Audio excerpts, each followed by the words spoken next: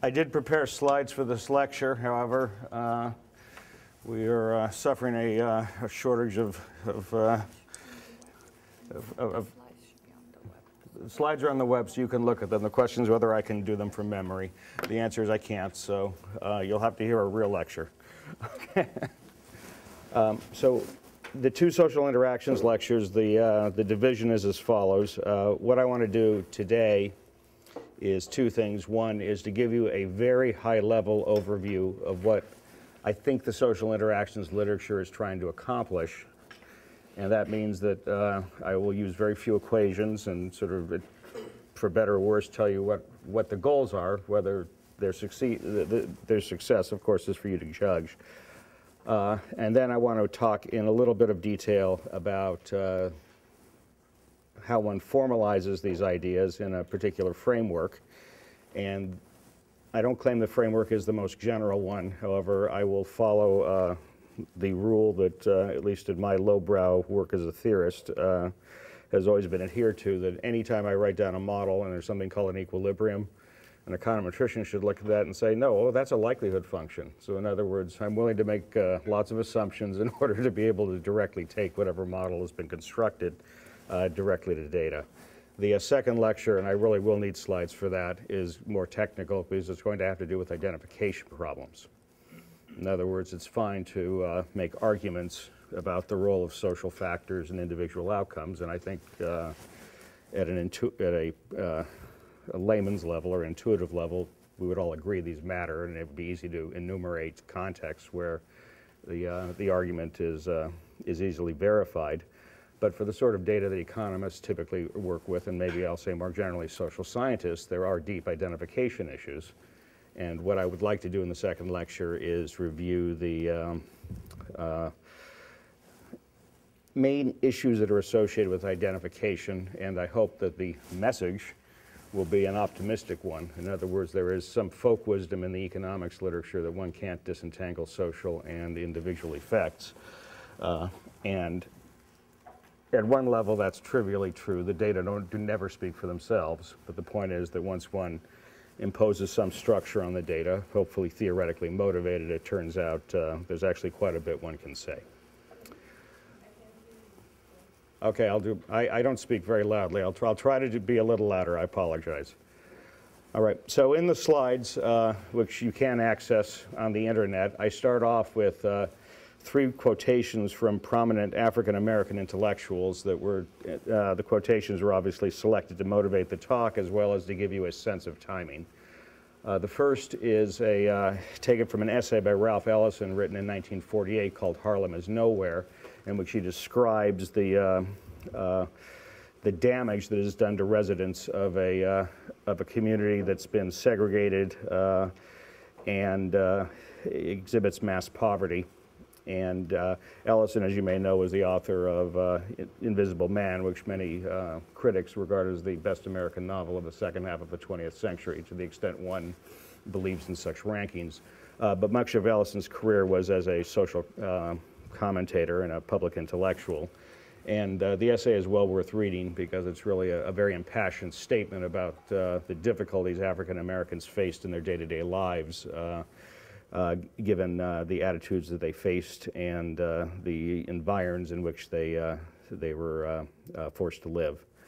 The second quotation is from Kenneth Clark, who was a psychologist, and it's from his major work, Dark Ghetto, which was a largely ethnographic, with some experimental work, culmination of his research on the effects of living in racially segregated poor communities on African Americans. Kenneth Clark played an important role in American history in the sense that when the Supreme Court issued the Brown versus Board of Education decision, which was the first court decision to begin the process of dismantling government-created segregation, they actually quoted Clark's so-called doll experiments, in which he was able to demonstrate that African-American children that were brought up in segregated neighborhoods actually preferred white dolls over black dolls. And so that type of experiment was used to motivate the argument that separate was inherently unequal. And what Clark does in that quotation is he describes the social ills of inner cities, but the key phrase, if you scan the quote, is that he describes it as a contagion that's driven by social factors. So I've gone from 1948 to 1965, and then the third quotation is from William Julius Wilson, who's one of the most eminent sociologists in the United States, and is from his book, The Truly Disadvantaged, in which he makes the following argument, roughly speaking, and that is that with the breaking down of legal de jure segregation and fair housing laws and the like, that what's happened to poor African Americans is they become increasingly socially isolated from the rest of society. And so he actually makes an argument that segregation, its reduction in the legal sense, had adverse consequences for the residual community that wasn't able to get out of bad neighborhoods.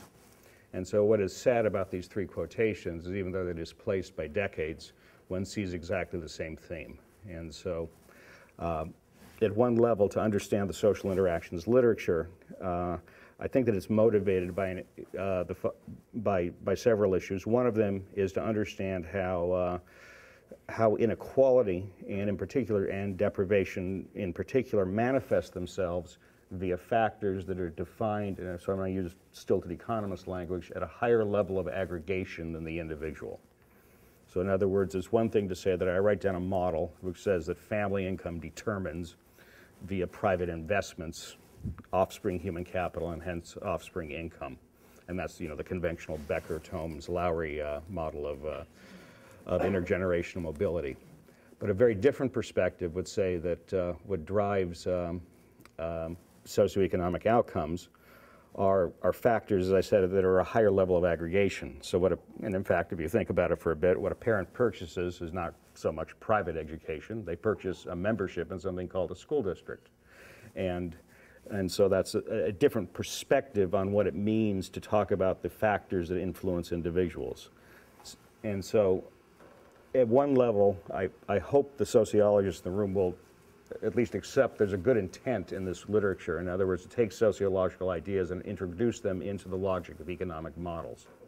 Now that said, economic models have a certain formalism, and so much of the richness that one finds in the sociology literature is not going to be instantiated in the way that we do things. And I think one of the critical open questions is how to make formal economic models richer in terms of the instantiation of ideas about social context, social efficacy, and the like. Okay, so that's really, as I said, that's kind of the reason that I put those quotations in. So actually, I can look at my own slides. So I don't know, my memory doesn't have to be quite as good. So that, as I said, is the motivation. Now, if one wanted to summarize the social interactions literature, I think it comes down to three ideas. Okay, and obviously the devil or God, depending on your perspectives and the details and how you work these things out, but there's three basic ideas that drive the literature. Okay. Idea number one is that the trinity that defines decision-making in economics, and what I mean by that is that the way that economists conceptualize things, as four of you know, is that one specifies an individual's preferences, an individual's beliefs, and an individual's constraints. And from those three factors, the person makes a choice that is somehow the best one, given those three objects. Now, we can have a debate on whether or not beliefs are quote-unquote rational. We can have a debate on what determines preferences and the like, but nevertheless, an irreducible aspect of economic reasoning is this choice-based perspective. Okay, and so idea number one in the social interactions literature is that each of these three components is influenced by social factors. Now, social factors will come in two flavors. Some models will emphasize the notion of a social network, and metaphorically, the way you want to think about that is that I have a population of individuals, and there are pairwise connections between them, and somehow via this totality of connections, one has social influences. A different perspective, which is more commonly taken in the social interactions literature, thinks more in terms of groups. And so metaphorically, the idea would be that if you think about my first one, where there's just some notion of connections across everybody in a population, the group perspective says that I actually have a lot of zeros in this object, and if you stick a matrix in your head, it'd be something that was pairwise diagonal, or was block diagonal. In other words, there's groups of people. Within the group you have interactions, but cross interactions are minimized. Now, and so if I was thinking about the effects of residential neighborhoods, at some level that's probably a good idea. What happens in Topeka, Kansas doesn't have much bearing on my day-to-day life in Madison, Wisconsin. But the serious point is they are actually quite different perspectives. The latter imposes quite a bit of social structure. The former sounds more general, and in a mathematical sense it is. But remember that one of the themes of both of these lectures is going to be, we must always explore the assumptions possibilities frontier. In other words, if you make the model too general, you can't say anything, and so at the end of the day, just saying social factors matter that's fine for a cocktail party, but that doesn't guide you on how to analyze empirical work, how to construct counterfactual analysis, how to engage in cost-benefit analysis, so on and so forth. Okay, and so one of the key advantages of the group perspective is that it actually lets you say quite a bit. One of the challenges in the social interactions literature is how to move beyond the group perspective and have richer social structures while at the same time preserving enough structure where we can say something interesting. Okay, so it's a banality almost to say that the trinity, as I refer to it in economics, each of these is influenced by social factors, be they networks or groups or what have you. Typically in the models, there's a particular form of dependence, and that's come up several times, and that's called complementarity. Now, you've seen mathematical definitions of complementarity, but I will tease, they're not here, but I tease all the previous speakers. They didn't tell you why they matter in the intuitive sense. But so remember in thinking about decisions in economics, when you were freshmen, there was this idea of equating marginal costs and marginal benefits. Well, that was the thing that determined what was the right decision for you, was at the point where those two objects were equalized. Well, marginal is a first derivative. And so to say that there are complementarities is to say that the marginal payoff to doing something is increasing in the levels of actions of the other agents. That's why the notion of complementarity is so important in the social interactions literature. Because when I describe it that way, what I've said to you is that there is a force that induces correlated behavior within a population.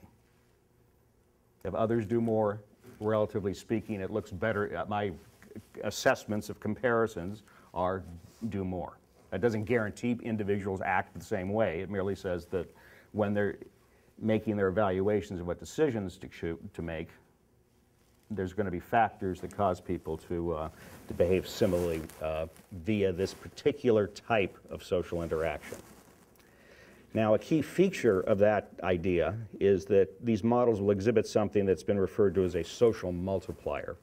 And so the way to think about that is if I take a high school and I offer one student a scholarship to go to college, I will exchange that person's private incentives. Can I extrapolate that to answer the question, what would happen if I offered everybody in the school a scholarship?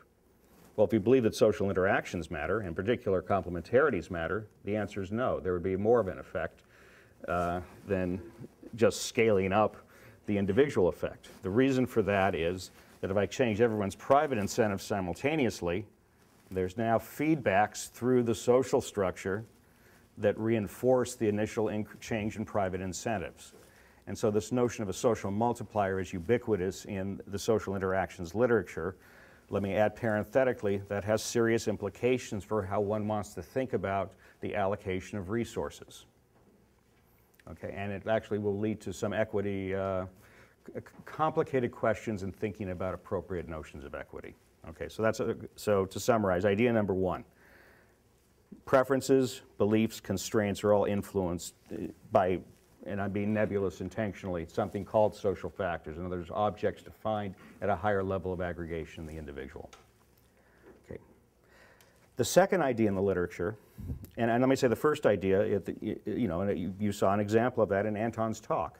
So he was setting up a structure in which friendships were inducing smoking behavior, not in a mechanistic sense, but they were altering the marginal calculations in terms of payoffs of the do it or don't do it.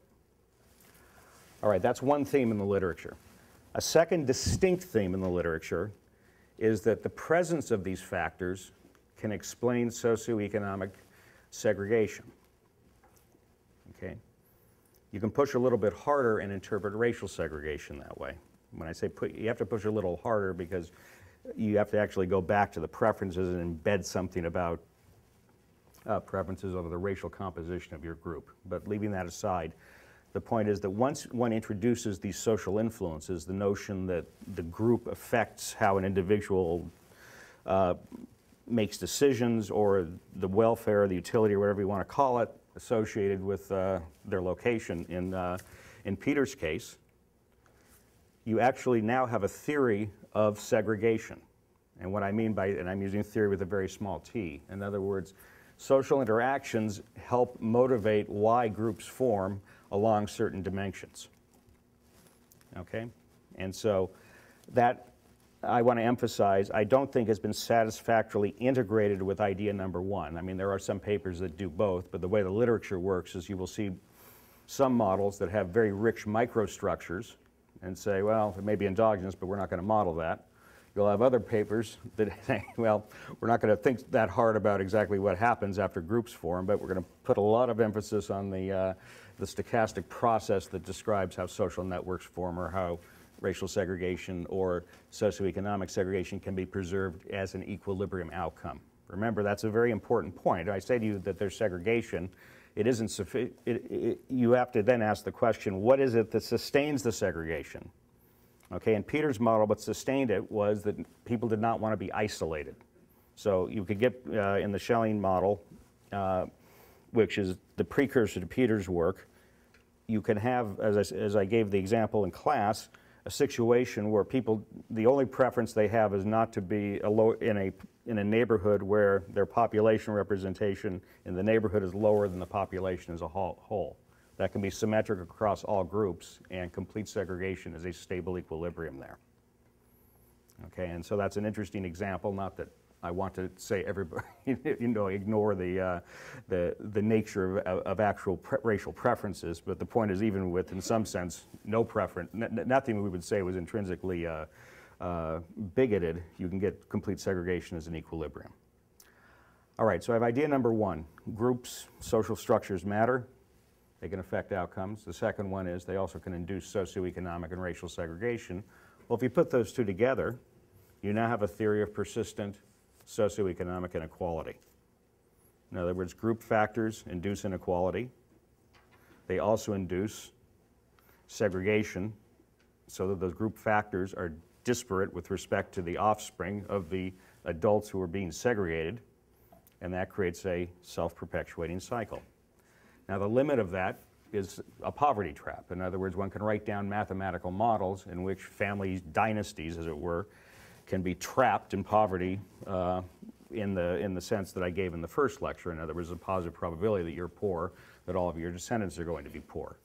Now, that type of property of a model is obviously empirically meaningless, since I don't really want to make forecasts about my descendants 20 generations on.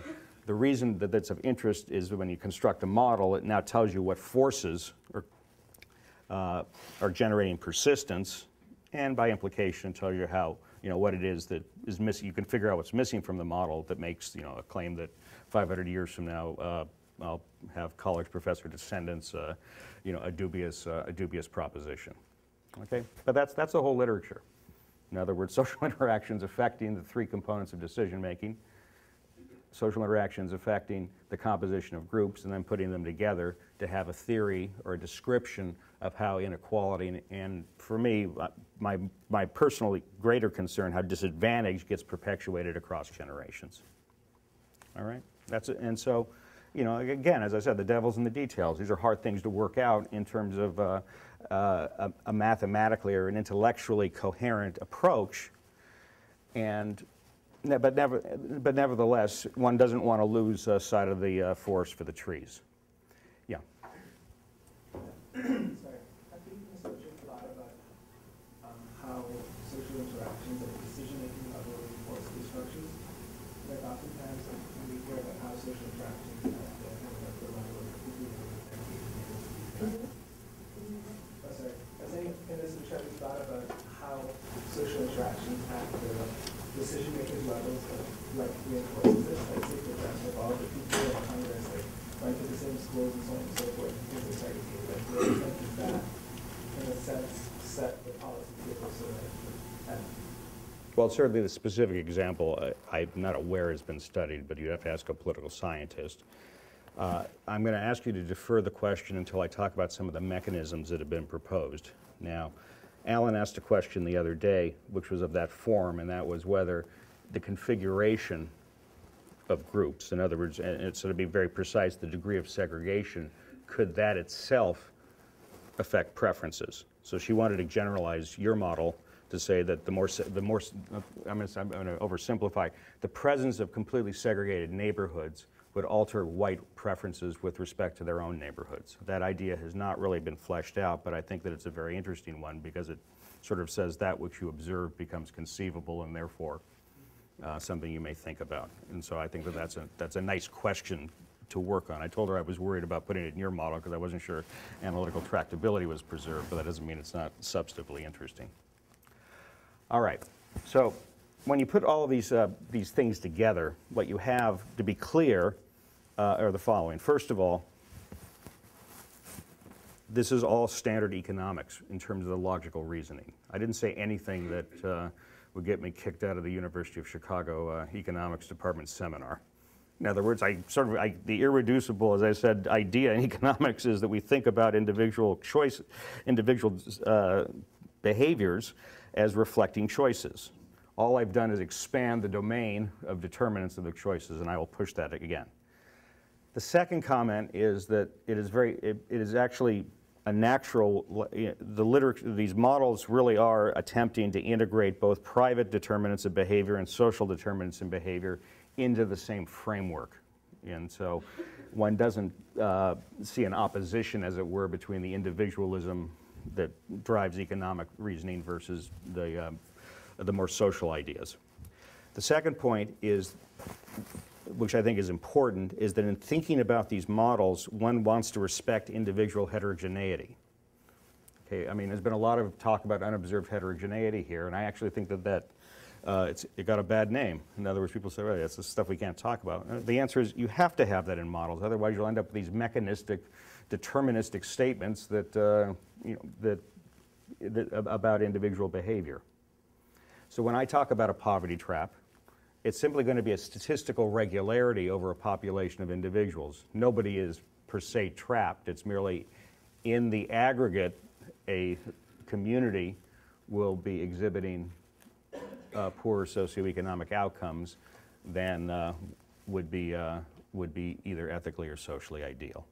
And so much of the social interactions literature is going to start with individual decision making, and from that deduce population level distributions of outcomes.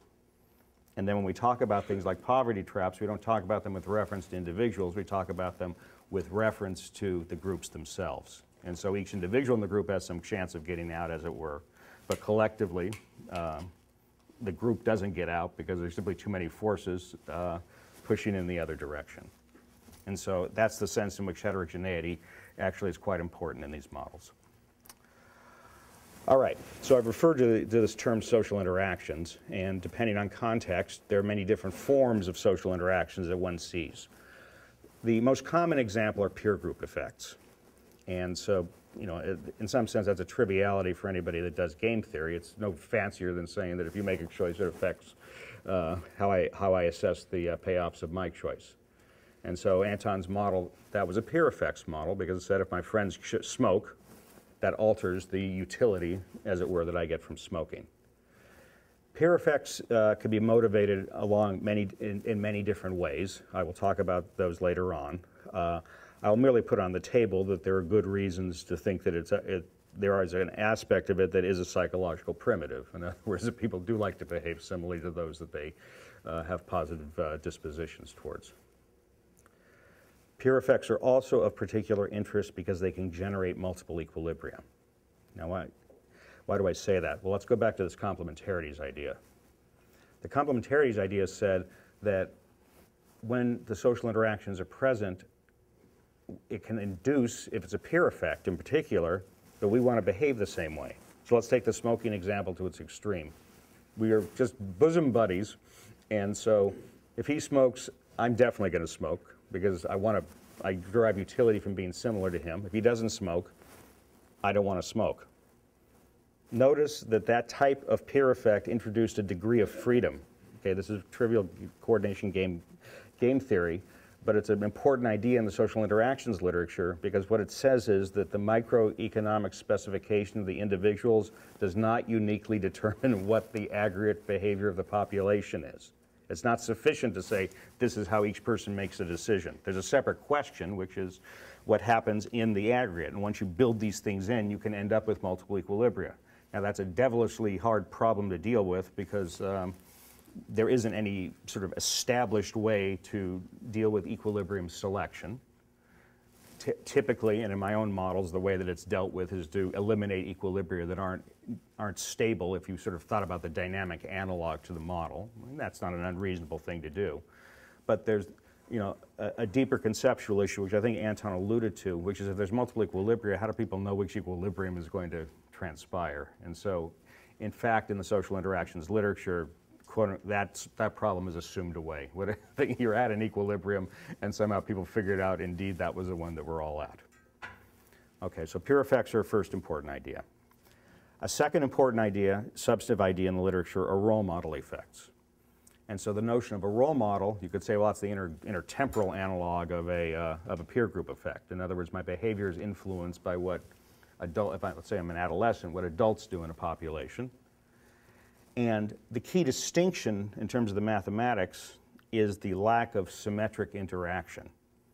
In other words, if the question was whether my father smoked and does that influence me, that's a role model effect. But when it's described that way, my father's smoking decision isn't influenced by mine. All right, and so I gave that as an example because peer effects are often called endogenous effects in the social interactions literature because of the simultaneity of the behaviors.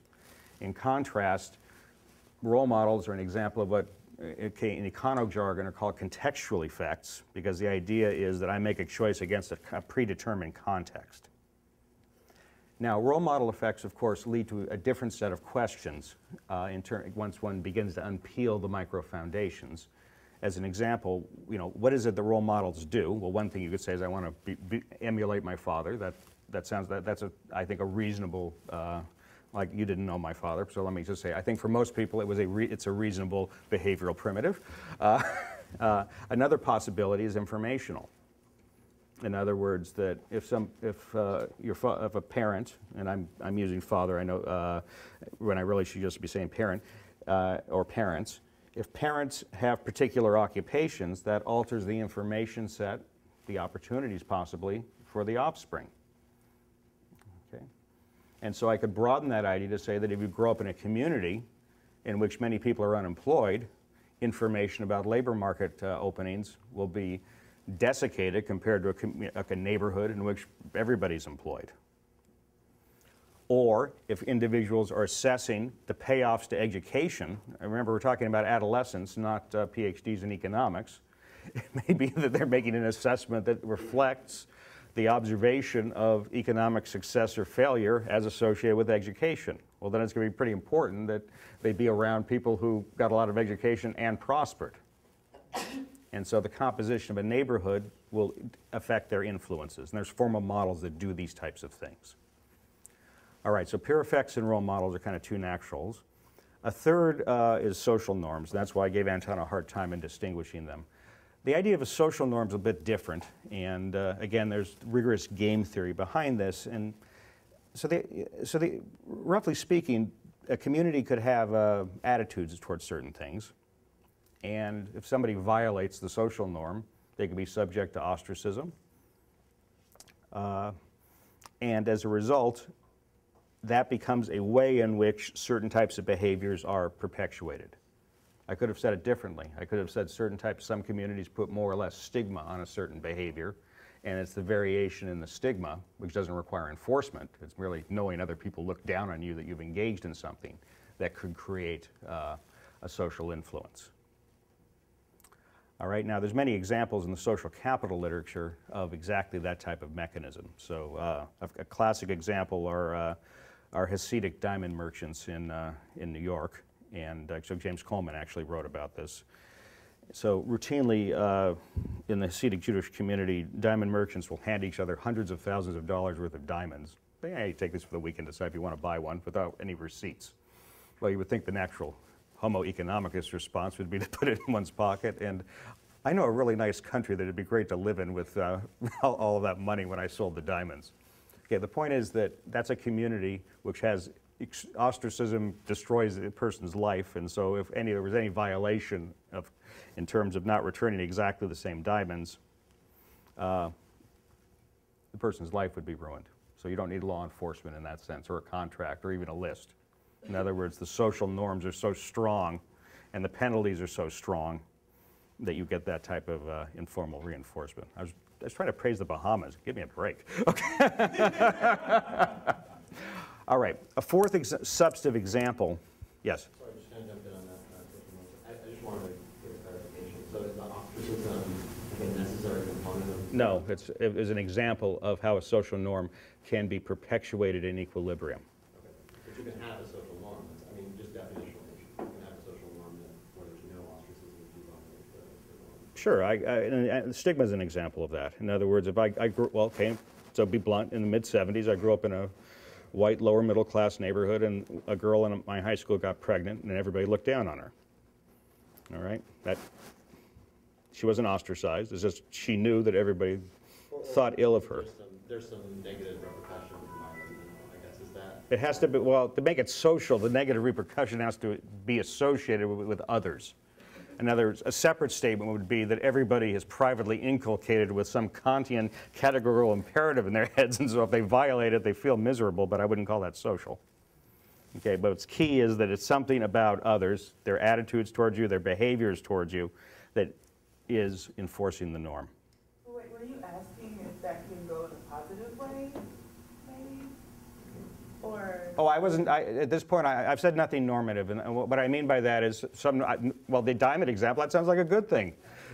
Some norms could be bad. In other words, if, I could talk about social ills, which, because they aren't sufficiently stigmatized, can be greater than otherwise. And so there's no good or bad there. I really wanted to distinguish between the case where it's the attitudes of others that you know about versus others actually engage in a behavior which punishes you. Now, that is a key distinction, because then you have to ask the question, what is the cost of others engaging in the punishment? And so if you look in evolutionary biology in the group selection literature, which oddly enough is very closely connected to this, one of the keys is that the punishments are relatively cheap. In other words, it's easy to ostracize people. Please. I'm wondering about how others' judgments get embedded into your identity, and then you want to describe that through the language of the norms, or is that part of the distinction that you're trying to make? Can you just read off like a categorical comparative example? I think your example is too deep for these models, to be blunt. In other words, the identity work has not been integrated into the social interactions literature, so I'm not comfortable saying, yeah, I'm sure I could do that. Well, that's as credible as saying, I'm sure that if I trained long enough, I could run a marathon. Because until I do it, it's just cheap talk. I think it's an important point, and it's an issue that actually the social capital literature is very weak on. In other words, social capital tends to come in two flavors. Some people say it's social networks, other people say it's trust. Well, now trust, that sounds like maybe has something to do with trustworthiness. Now that you begin to ask the question, how are people internally defining themselves, and what's constraining their behavior? So I think that that's an area that needs serious work to integrate the idea that you promoted.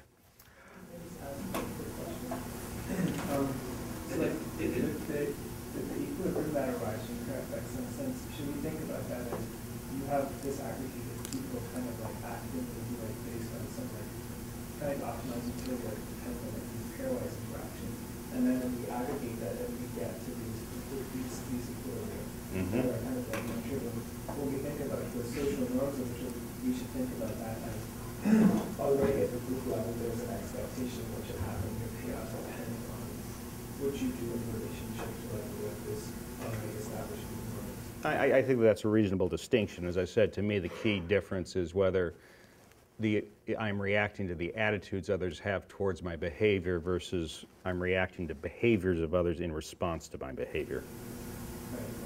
So we could, in principle, if we could think about a situation where you have an equilibrium that emerges from like peer effects, and then somehow that, in a sense, like in the future, could be like a social. Yes, I think that's perfectly reasonable. So if socioeconomic deprivation leads to an increase in drug use, that could over time reduce the stigma associated with drug use, and then you have a different mechanism. And I think thinking about those dynamics is a worthwhile thing to do, and they have not been really adequately explored.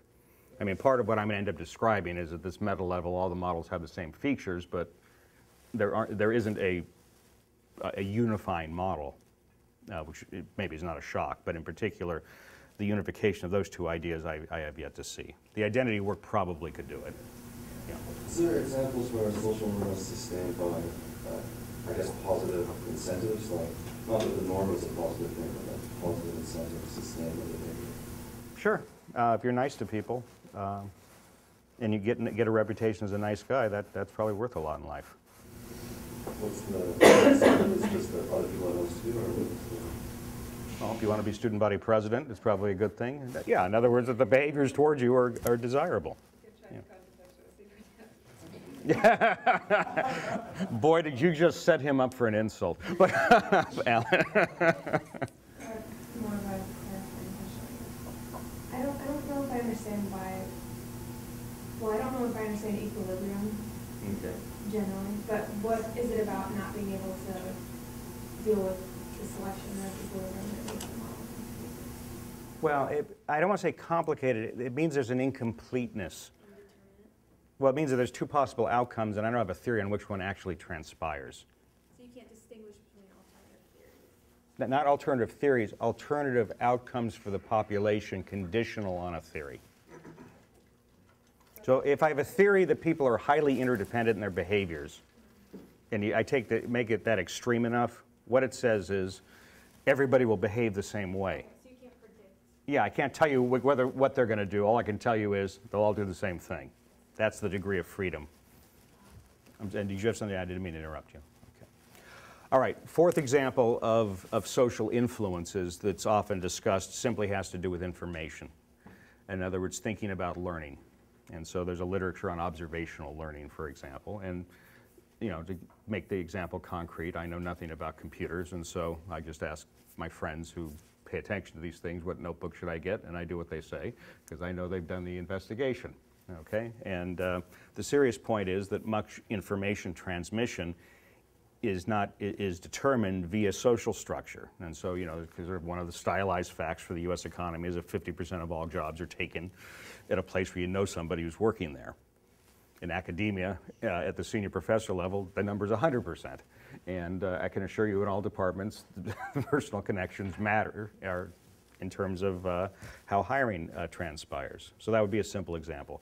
One can think about it both from Bayesian and non-Bayesian perspectives, and so the notion of learning doesn't have to take a stance on rationality in the conventional sense. In other words, the idea is that the behaviors of others provide me information, and I use that information. Now, one way I could use that information, as I said, is in kind of the rigorous decision theoretic way that says I have a set of prior beliefs and I update them based on the observations of others and get a posterior, but that's actually not necessary for the notion of social learning per se. Okay, yes. Sorry to be crowded. What's your reference to that number? I think it's in James Montgomery's AER paper in '91. Oh. James Montgomery is he's an apostate. He started as an economist. He's now the chair of the sociology department at Wisconsin, which is why I'm dead set on stealing 2 of their graduate students and converting them to the true faith in revenge. All right. All right. I also think that Doug Steger's dissertation has that number. I don't think it was ever published, and I don't think the number's controversial. So I'm not a labor economist. I suspect you could find it in many places. Those are the 2 where I recall the number. Of course, I don't want you to look it up now on your computer and tell me my memory's gone to hell. Okay. Now. Send everyone else an email. Or actually, maybe it's okay if you send it to me because I'll forget about it. Okay. All right. So one important criticism of the social interactions literature, at least the subset that I work in, for example, is that it often sort of postulates as primitives these social interactions. In other words, it says there are these phenomena, and the particular mechanisms are not delineated. That is of particular importance, since you might think that the mechanism would help you in terms of data analysis. The only paper I'm aware of that does a good job of talking about kind of the difference between a contagion effect and an imitation effect, et cetera, is an AER paper by Peyton Young a couple of years ago. Peyton Young, Y-O-U-N-G. All right, so there's a long list of examples where social interactions have been argued to matter, and so I'll say that there are reasons I could give you where you wouldn't say it's crazy to think social interactions matter. And so if you've pulled the slides up, I gave 8 examples. One of them is obviously fertility. We've several times referred to the fact that non-marital fertility has major consequences for the socioeconomic outcomes, both for the mother and for the offspring.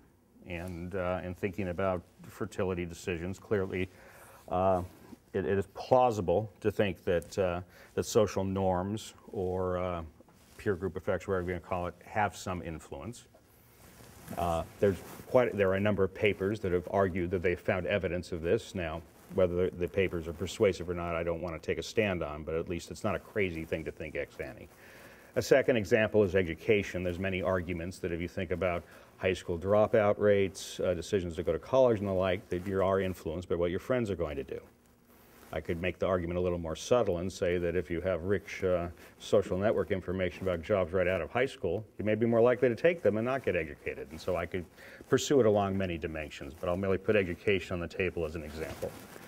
And keep in mind, I gave you more aggregate ideas. I could even talk about, influences in the classroom. In the education literature, that's a very important idea, is to think about how the composition of classrooms affects students. And one of the charged issues in the United States is classroom tracking. In other words, should you sort of test 5-year-olds and on that basis stratify classes according to test scores, or should you simply sort of have random assignment?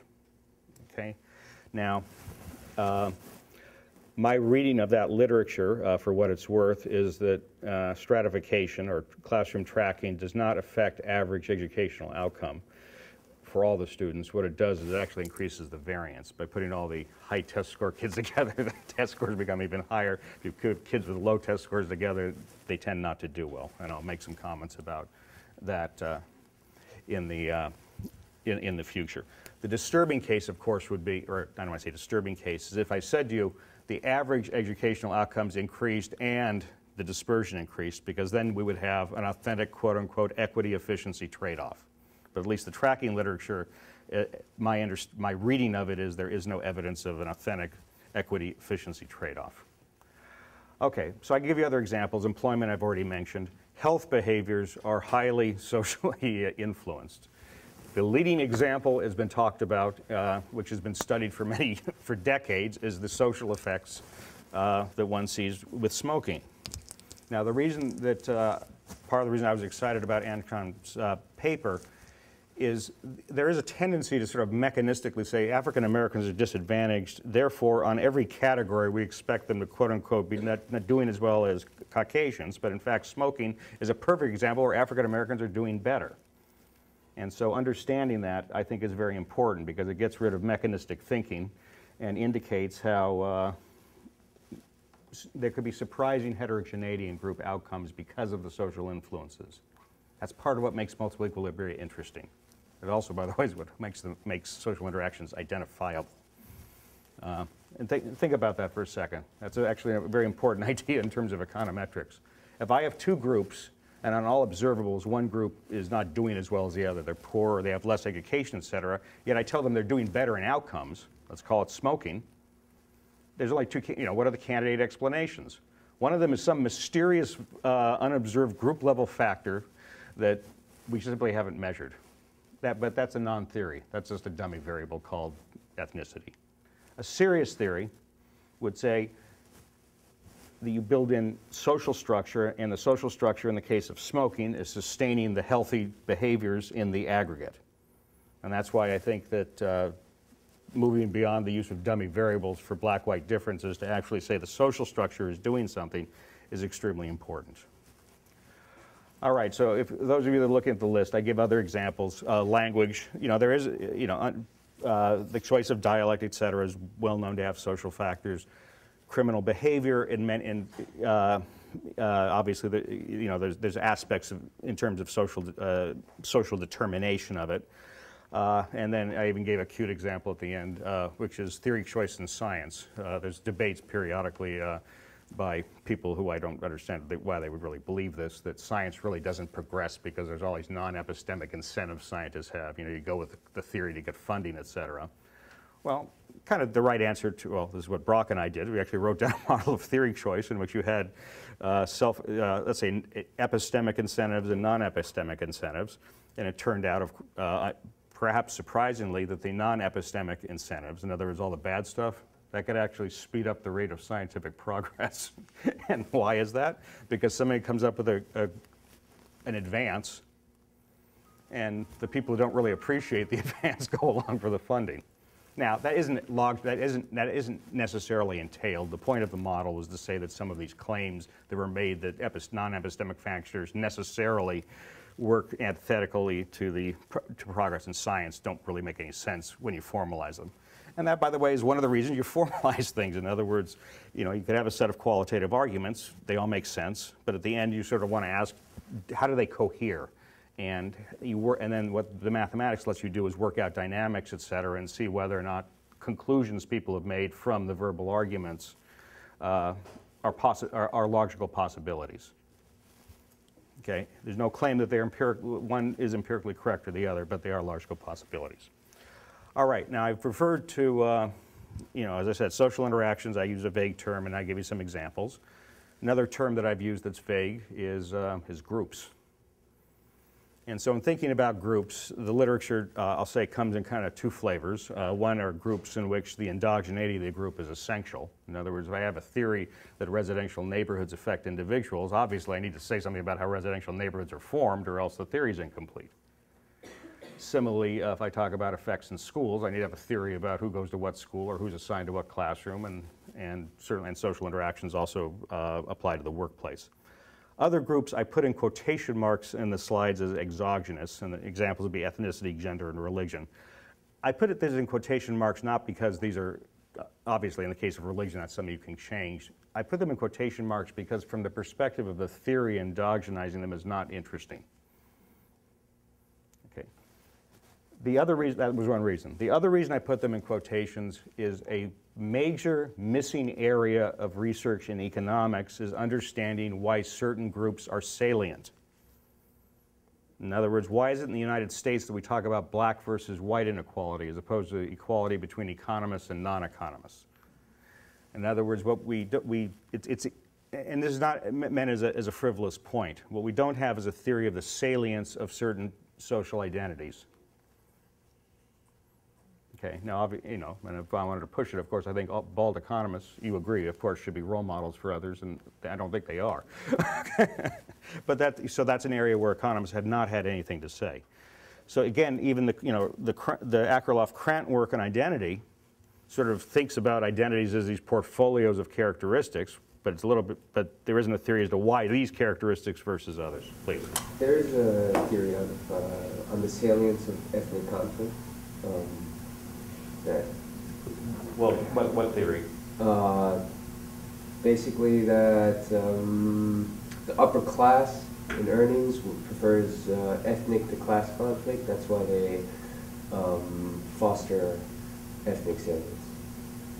Okay, well, A, you have to show me the paper. B, I think that's rubbish as an empirical. I'm being honest with you.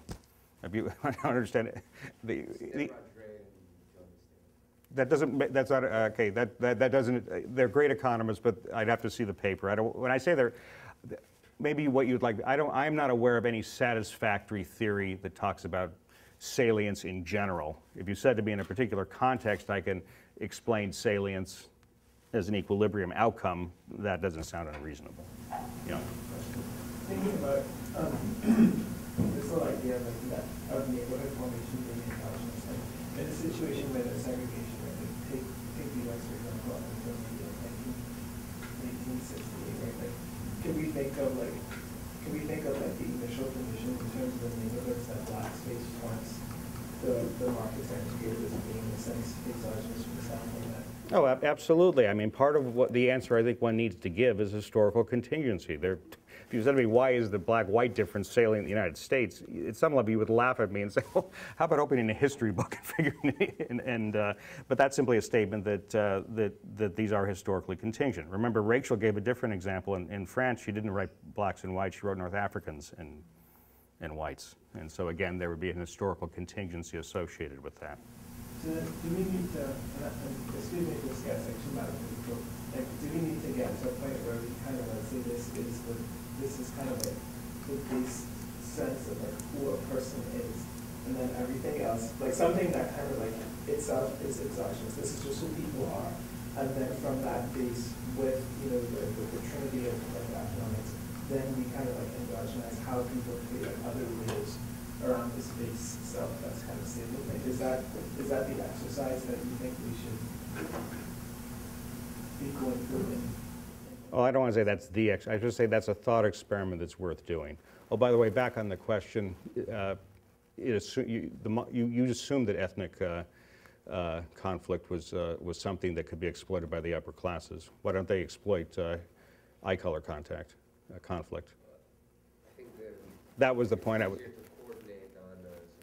I could tell eye colors very well. How about height, weight? That was the point was whatever category. Rwanda. Yeah, I mean, I think you're pushing on this a little hard, but there's actually like empirical examples of this happening, right? In South Africa and Rwanda, the colonizers invented the ethnic groups. They weren't actually necessarily there to begin with, but they actually picked up on things like eye color, skull shape that weren't actually before ethnic divisions and turned them into ethnic divisions. That's fine. That's exactly what I said. There's a historical contingency there. We don't have a theory as to why it was these things versus other things. So it's the same point. Okay. But they took anything that was different and called it ethnicity, is what I'm saying. So they turned the differences that were just. Okay, I'm not. Let me go on. I'm not sure this is salient. All right. So the theoretical models have kind of three generic properties. What do I mean by that? Write down these mathematical constructions. People make decisions. There's some social structure that concatenates the decisions. You look at the behaviors of the population as a whole. So what sort of things are going to come out? Well, the first thing is these will be highly nonlinear systems. Okay, and so it's not going to be a matter you can naturally write down a linear approximation and say, oh, that's going to capture all the interesting stuff. And this becomes very important because if you want to talk about policy changes, it may be that some domain of this nonlinear system we haven't actually observed yet. And so the capacity to extrapolate is consequently delimited. Second common feature of these models is this notion of multiple equilibria. In other words, that micro doesn't determine macro. In other words, the specification of how people make decisions does not uniquely characterize what actually is going to be observed at a population level. Okay. The third key, a common point, is that these models exhibit something called phase transition. And so let me give you an example of a phase transition you all are, except for you Californians, are extremely familiar with. And that is that at 32 degrees Fahrenheit, water the substance called H2O exhibits a phase transition. If the temperature is lower, it's called ice. If it's above, it's called a liquid. Okay. For our purposes, what's important is that when you actually write down the formal models, there'll be parameters that characterize things such as private incentives, or characterize the strength of social interactions, or characterize the degree of heterogeneity in a population. And what will happen is that there will be certain values of these parameters, or configurations of these parameters, such that if you move a little bit above them, you'll have multiple equilibria, a little bit below the equilibrium is unique. So in other words, you'll have some cases where there's essentially discontinuities in the behavior of the system with reference to these parameters. Okay.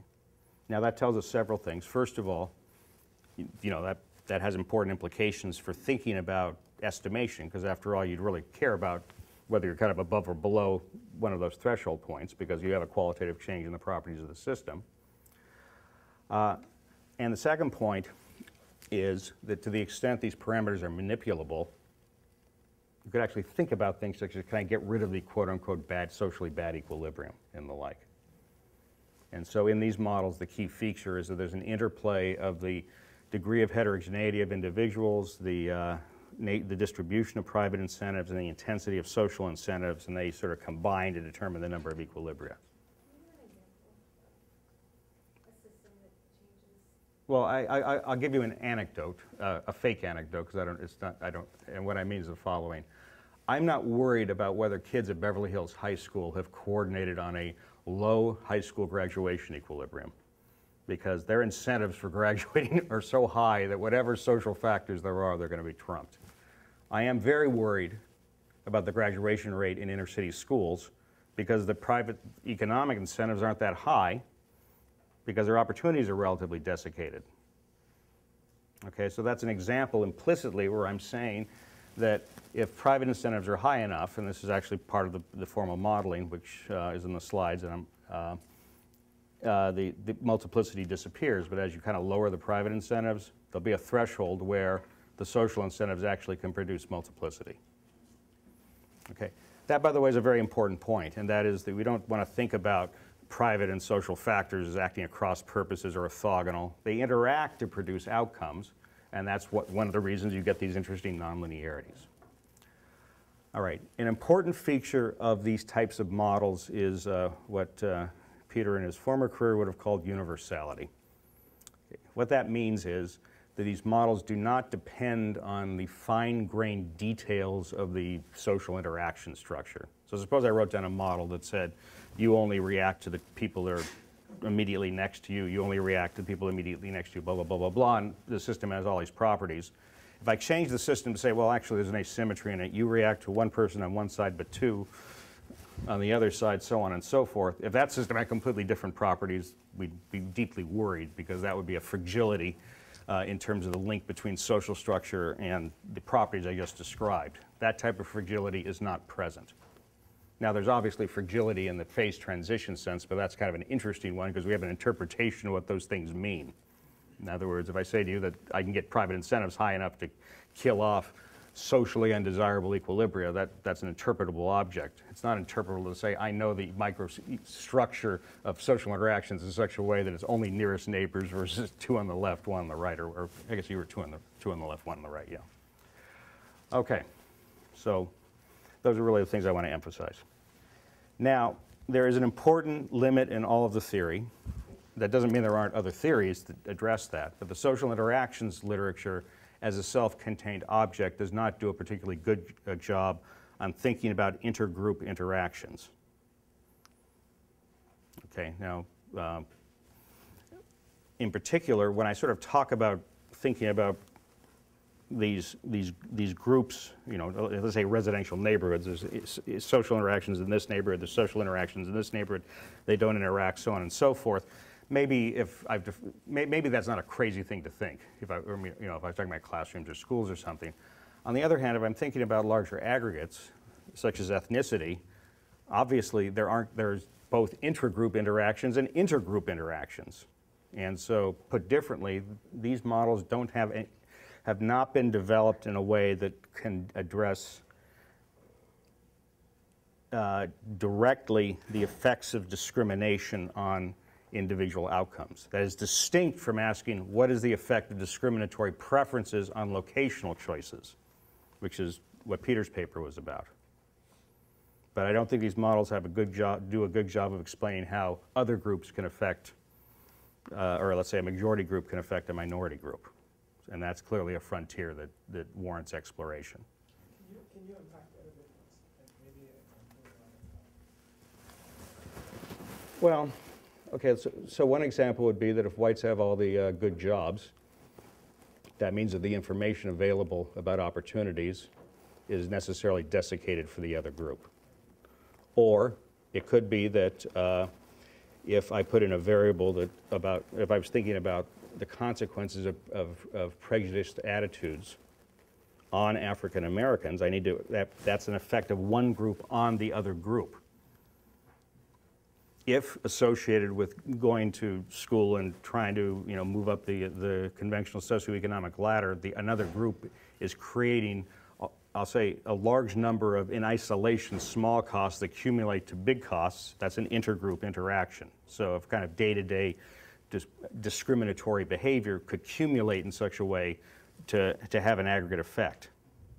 It is often the case when people estimate models of education, you end up with this a problem that the model gets to estimate like costs of doing things like a college application. So my colleague Chef, who has a paper on college applications, and one of the big facts that she wanted to explain was why African Americans apply to don't send out many college applications compared to Caucasians. Well, her model, and she would admit this is where the model, in some sense, doesn't, left an open question. She found that the costs of applying to colleges were different across ethnic groups, okay, by orders of magnitude. Now, just saying there's a thing called a cost again, that's not an explanation. That's just giving a name to unobserved heterogeneity. And so what I conjecture is that what we want to think about is how groups interact and why it is that something is happening in those interactions that as a result in her model would manifest itself as a cost, but it's actually coming from something else. So would this be, for example, could this be like a social cost in the sense of a punishment moment if I apply to a school where the people that think I should apply to and I incur some kind of thing? Well, in principle, I don't know empirically. I'm not sure that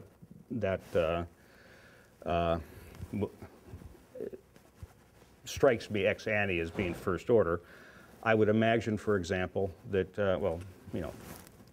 African American students have told me living in Madison is difficult because of the absence of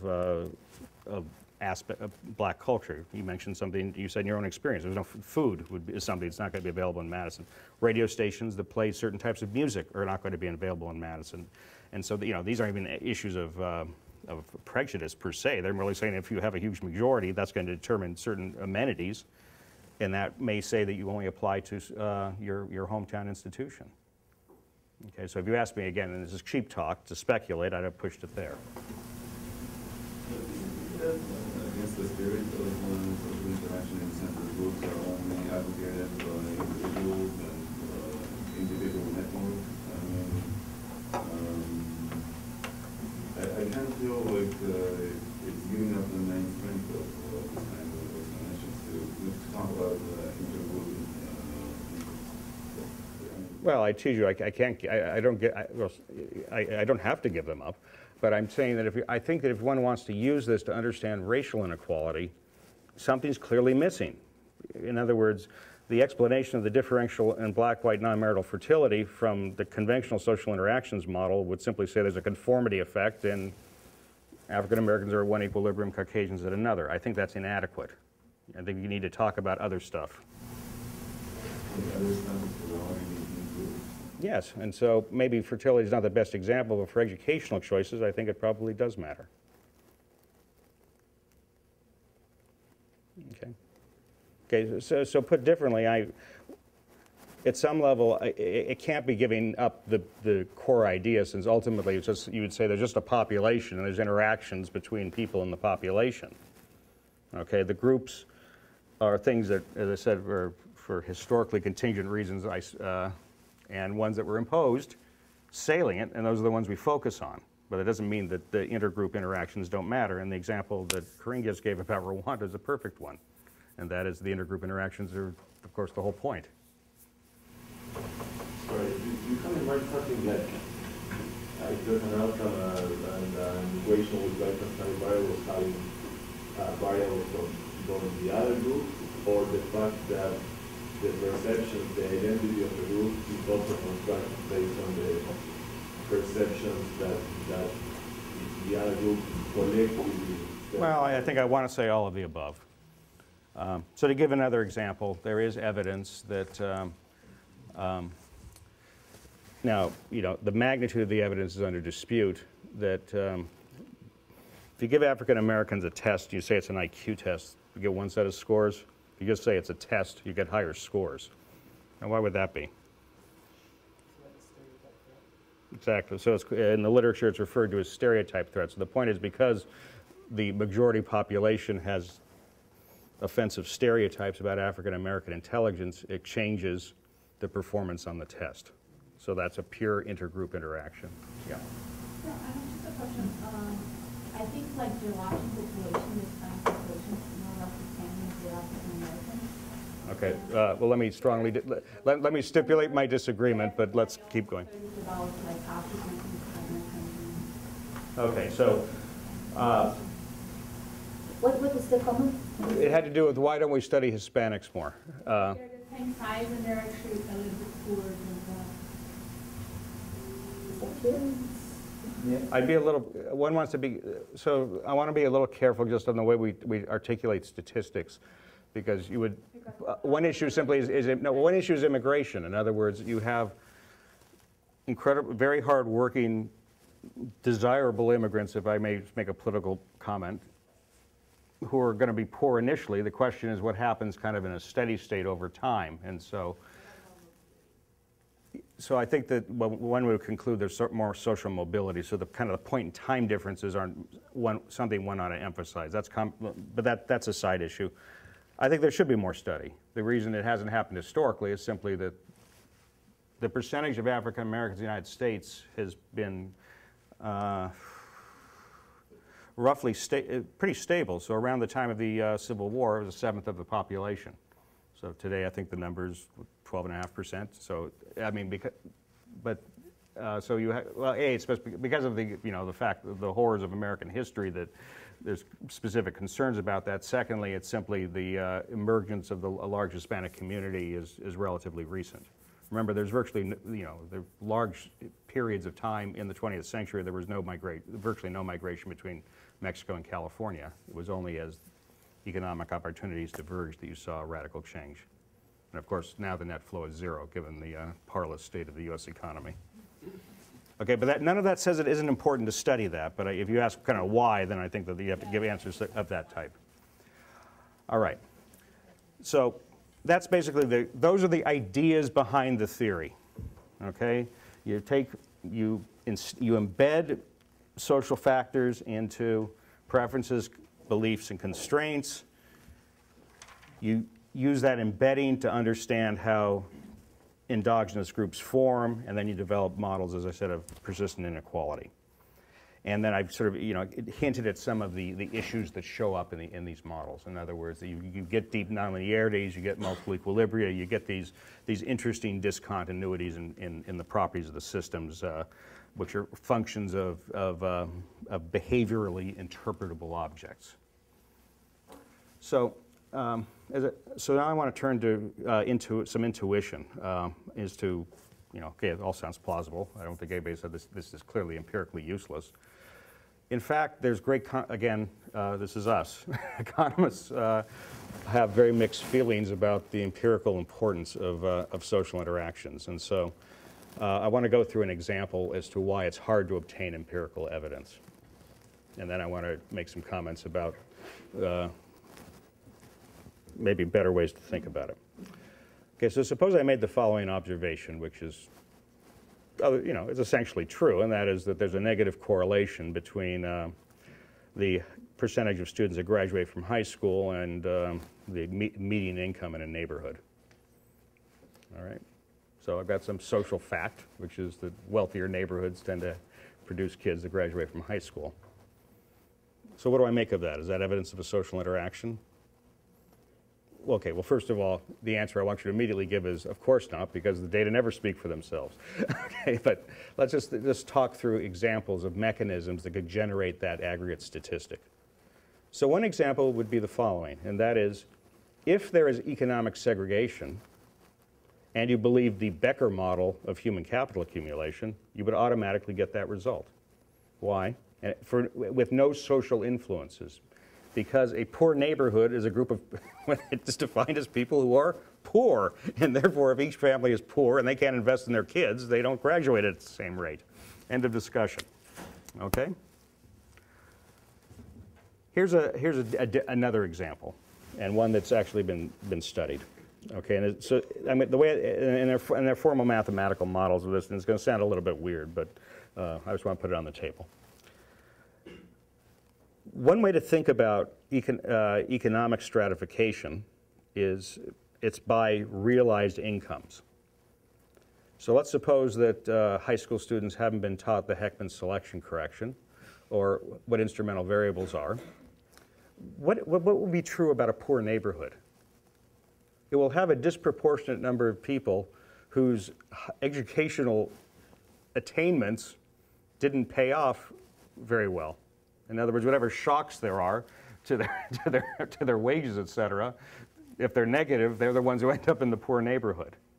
And so from the perspective of adolescents who are thinking about the economic value of education, you can see immediately that there could be an influence from the joint distribution of parental educational levels and wages in a neighborhood and the perceptions of the value of education. Okay? That would generate exactly the same phenomena. Okay, but now notice that it's very choice-based. It says these adolescent econometricians, to steal a phrase from Chuck Mansky, or, as I said, they aren't well trained. They're doing ordinary least squares, and so they're concluding the marginal value of education is lower than it in fact is, and so as a consequence, they're less likely to graduate from high school. Obviously, I could enrich that with role model effects and the like. Okay, that's a pure contextual effect. Okay, it's a mapping from predetermined stuff, what the adults are like, to the choices of the kids. Another factor could be social norms for education differ across communities. In other words, highly educated parents really want their kids to be highly educated, so that there's something, you know, so it's not to say that uneducated parents don't want their kids to be educated, but maybe the fact of having been educated intensifies the pressure that's put on children. Would that be a social effect?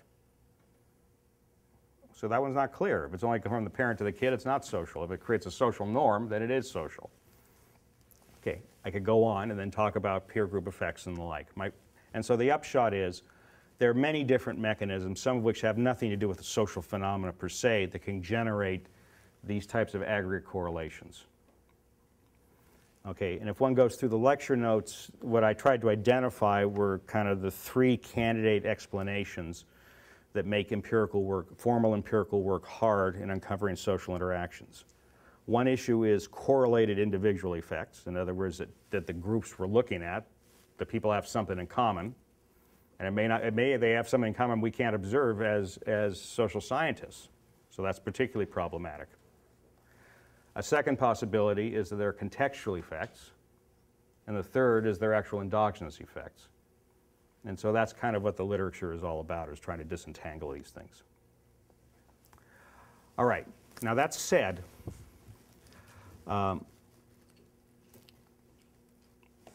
there's a line in one of the slides where I was trying to be funny. Oh, you thought the whole lecture was supposed to be funny. I don't know. That there are more things in heaven and earth than can be accommodated by regressions. Okay, so the serious point's the following, and that is that if we're thinking about constructing evidence of social factors, okay, this is not for four of you, it's for the economists. You know, we have to be, I think, much more intellectually open to sources of evidence. Okay, so what do I mean by that? There are extremely good and compelling ethnographic studies in sociology, psychology, and fields, which I think do a very good job of documenting the empirical importance of social interactions.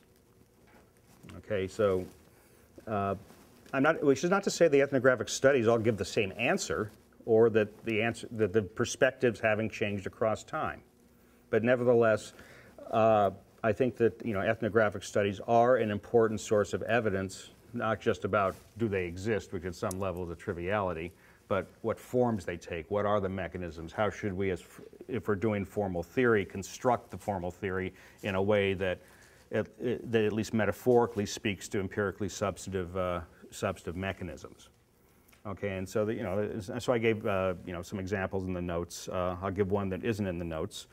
Mitchell Denier, who's a prominent sociologist, I think he's at Princeton now. He used to be at Wisconsin. He's an old friend of mine. Pardon me?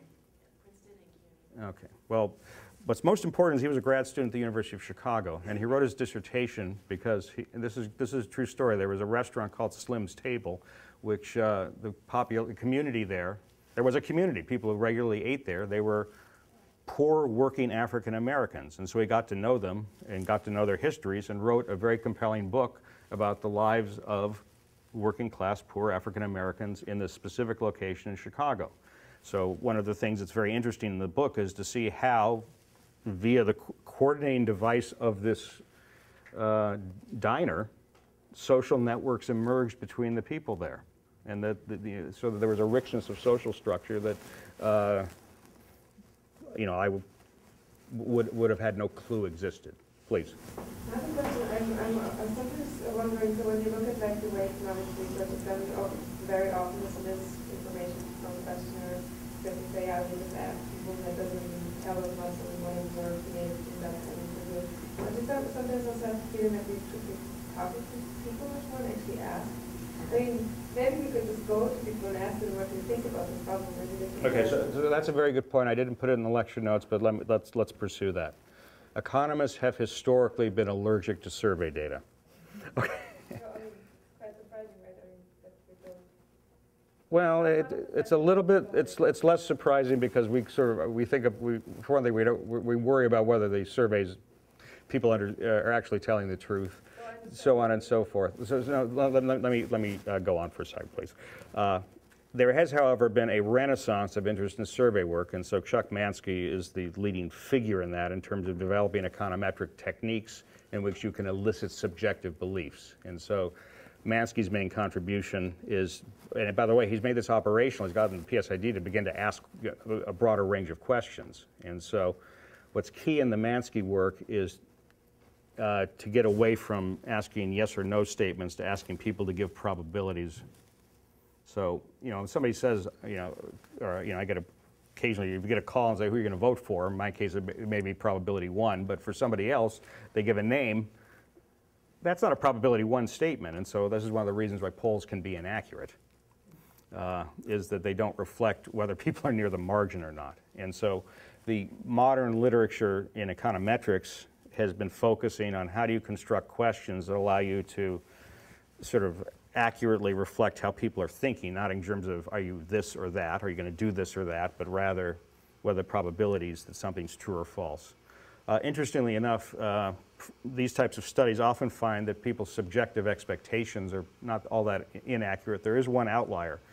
Americans are absolutely convinced that the probability they're going to be the victim of a serious crime is an order of magnitude higher than what the facts are. And that's an important thing to know if you want to understand something about why the criminal justice system is as punitive as it is. And it says, at least a component of it is, I'll say, systematic gross overestimation of the danger of crime. So I think your point is well taken, and it's something that is emerging. The allergy, you might say, is historic because we sort of thought about where do you get preference, how do we, that's the whole idea of revealed preference. In other words, you observe behaviors and from that you induce stuff. And so that led to a tradition in how economists thought. So I put on the table as a fourth example, another example survey. So I think you're definitely on target.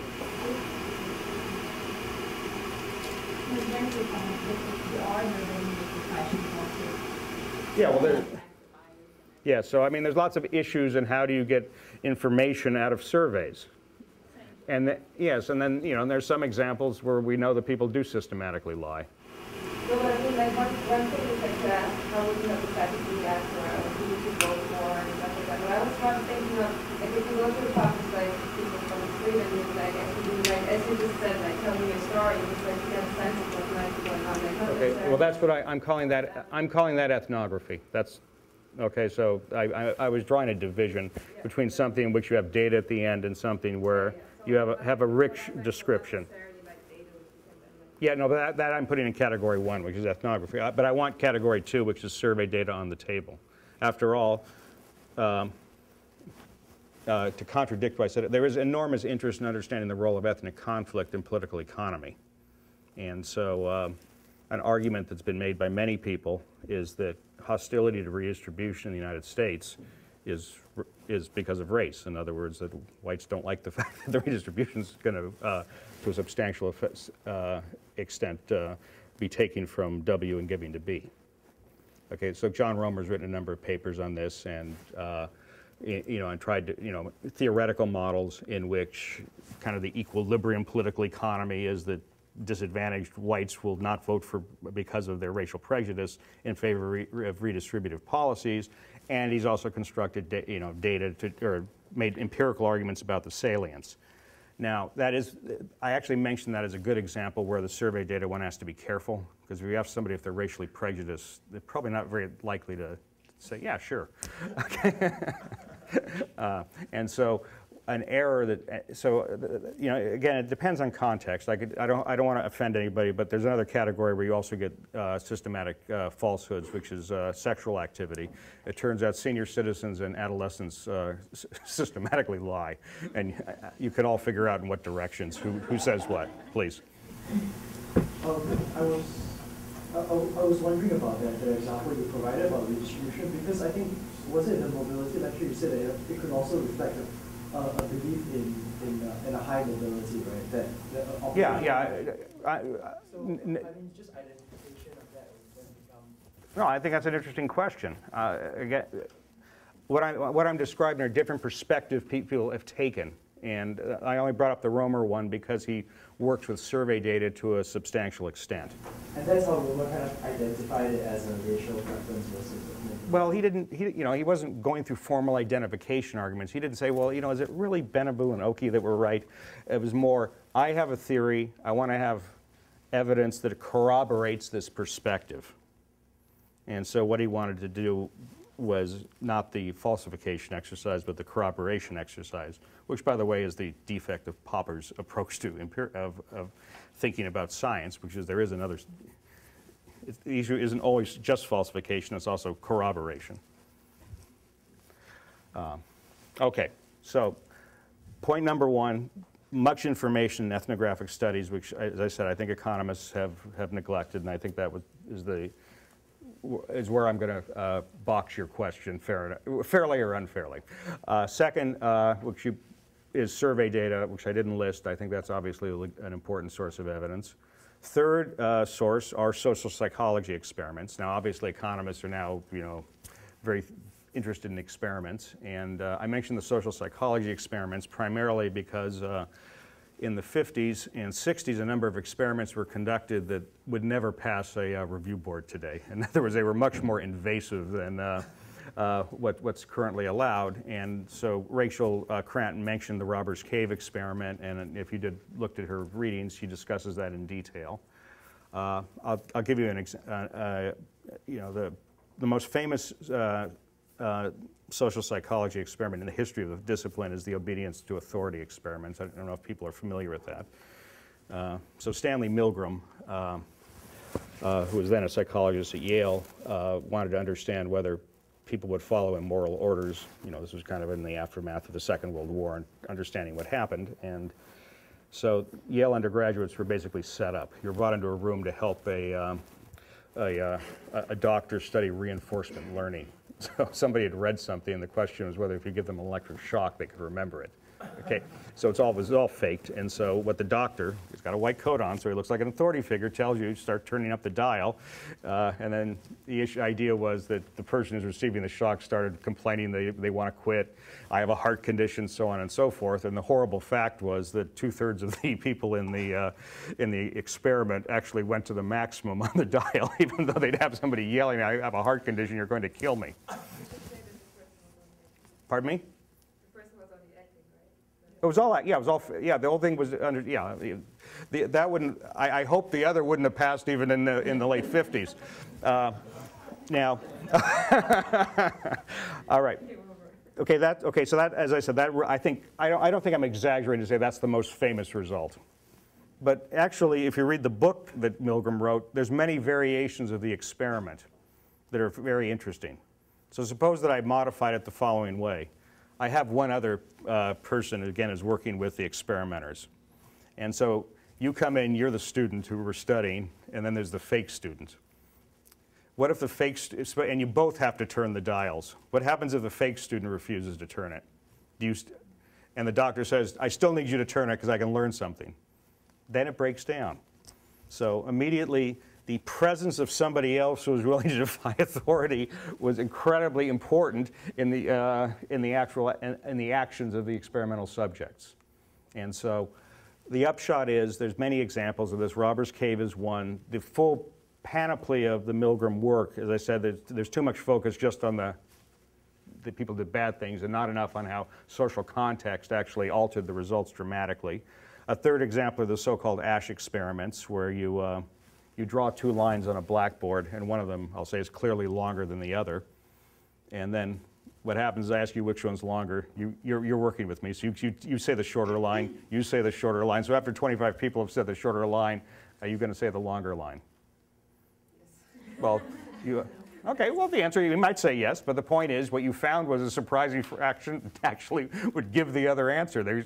For whatever reason, they were influenced by the fact people were systematically giving the wrong answer. So the upshot is, at one level you could say these are gold standard pieces of evidence because these are, you could have controlled for everything. And there is a mythos in economics about randomized experiments being the gold standard for evidence. The myth is, it is a myth, it's wrong. But leaving that, and I'll talk about that in the second lecture. I'll give you an example where if you ran a randomized experiment, things wouldn't be identified, but if you allow self-selection on unobservables, things are identified. That's a separate point. But for our purposes, the issue simply is the difficulty is how do we extrapolate information from these experiments to important socioeconomic contexts.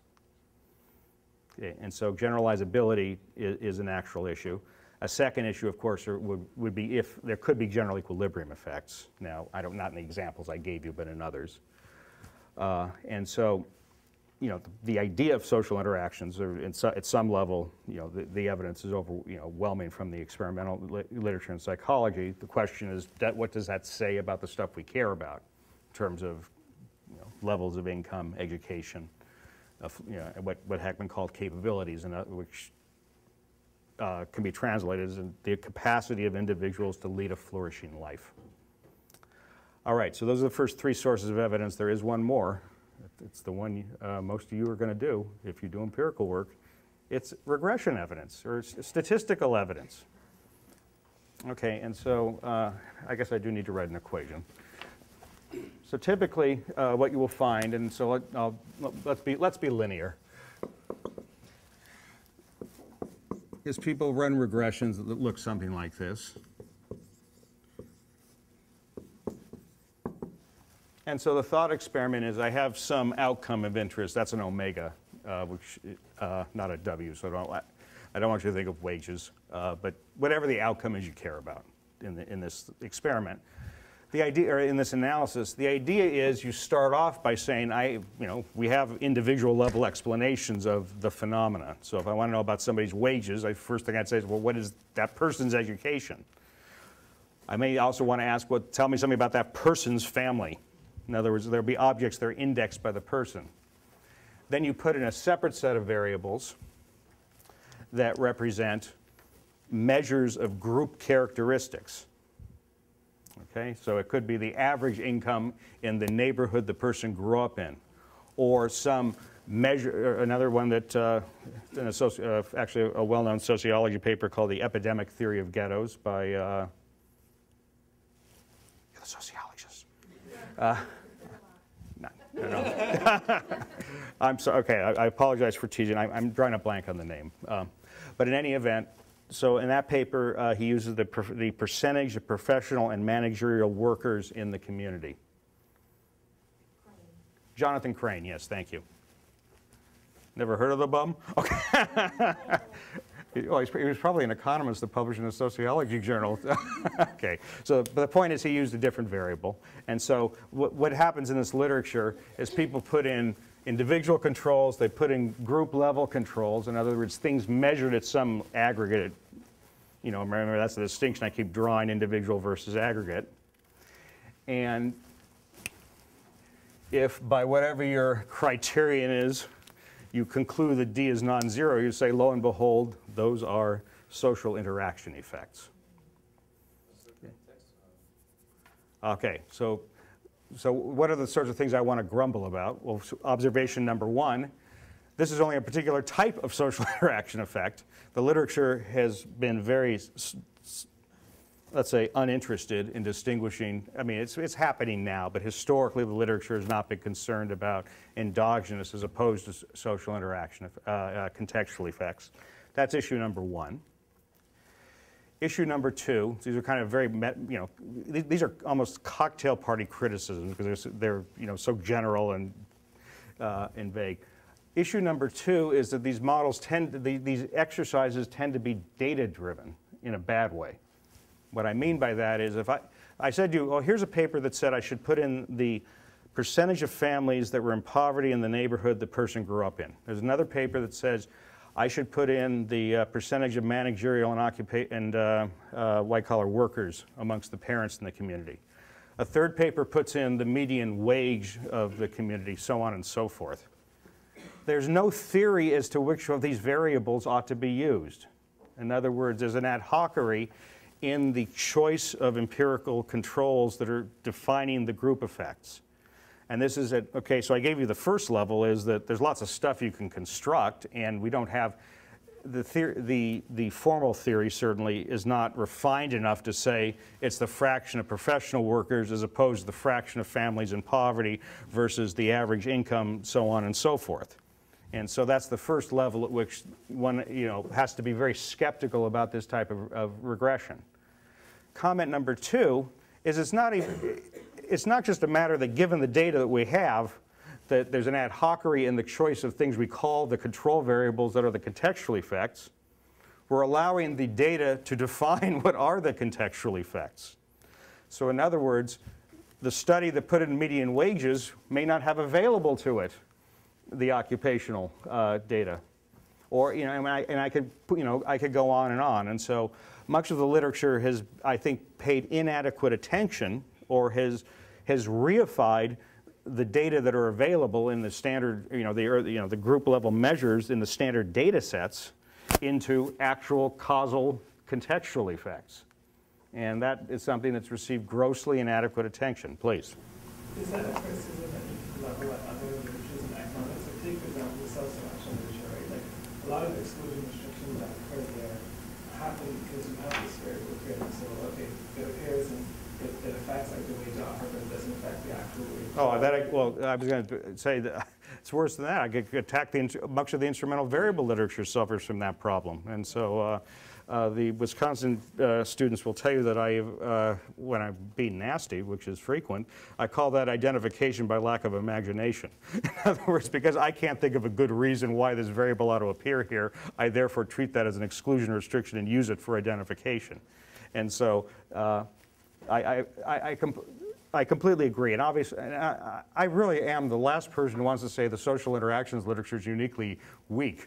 In other words, that's what I meant. They are cocktail party criticisms. I just want you to recognize that there are certain aspects of the statistical work that, for me at least, make the econometric analyses the least persuasive sources of evidence on social interactions. So I had a reason for listing all the other sources, which is, they're to me much stronger than the state of the econometric literature. One other question. I know in psychology, like some people like if you have a lot of factors that determine something, like what some people in this, I think psychology should do would say, let's count the factors. And so there's some that one factor is better than the other one, but it finds that they split people with a lot of factors in a sense like how this compounded effect. And so that would be kind of like our analog in economics of like indexing in a sense. Like, Okay, I'm not sure I'm appreciating your question. One issue is I could say I have a set of measurements, and I could follow, and this is what Heckman talked about in his lecture. He has a measurement system. What he says is there's some stuff you observe, like test scores, answers to personality questionnaires, and the like. I conceptualize these observables as functions of the things I care about, something called cognitive ability, something called non-cognitive ability. And so factor analysis is a technique for extracting from the observables the latent variables that you care about. And that has not been applied in this literature, and I think it's something worth thinking about. Okay?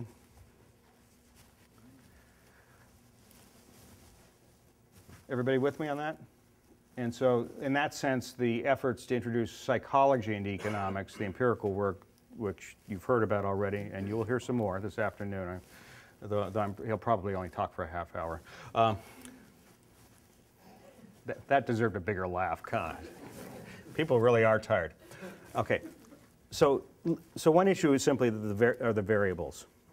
Now notice something, and that is these social interactions theories have a property that Brock and I have called open-endedness. In other words, when I say to you social learning matters, that has no logical implication for whether or not conformity effects matter.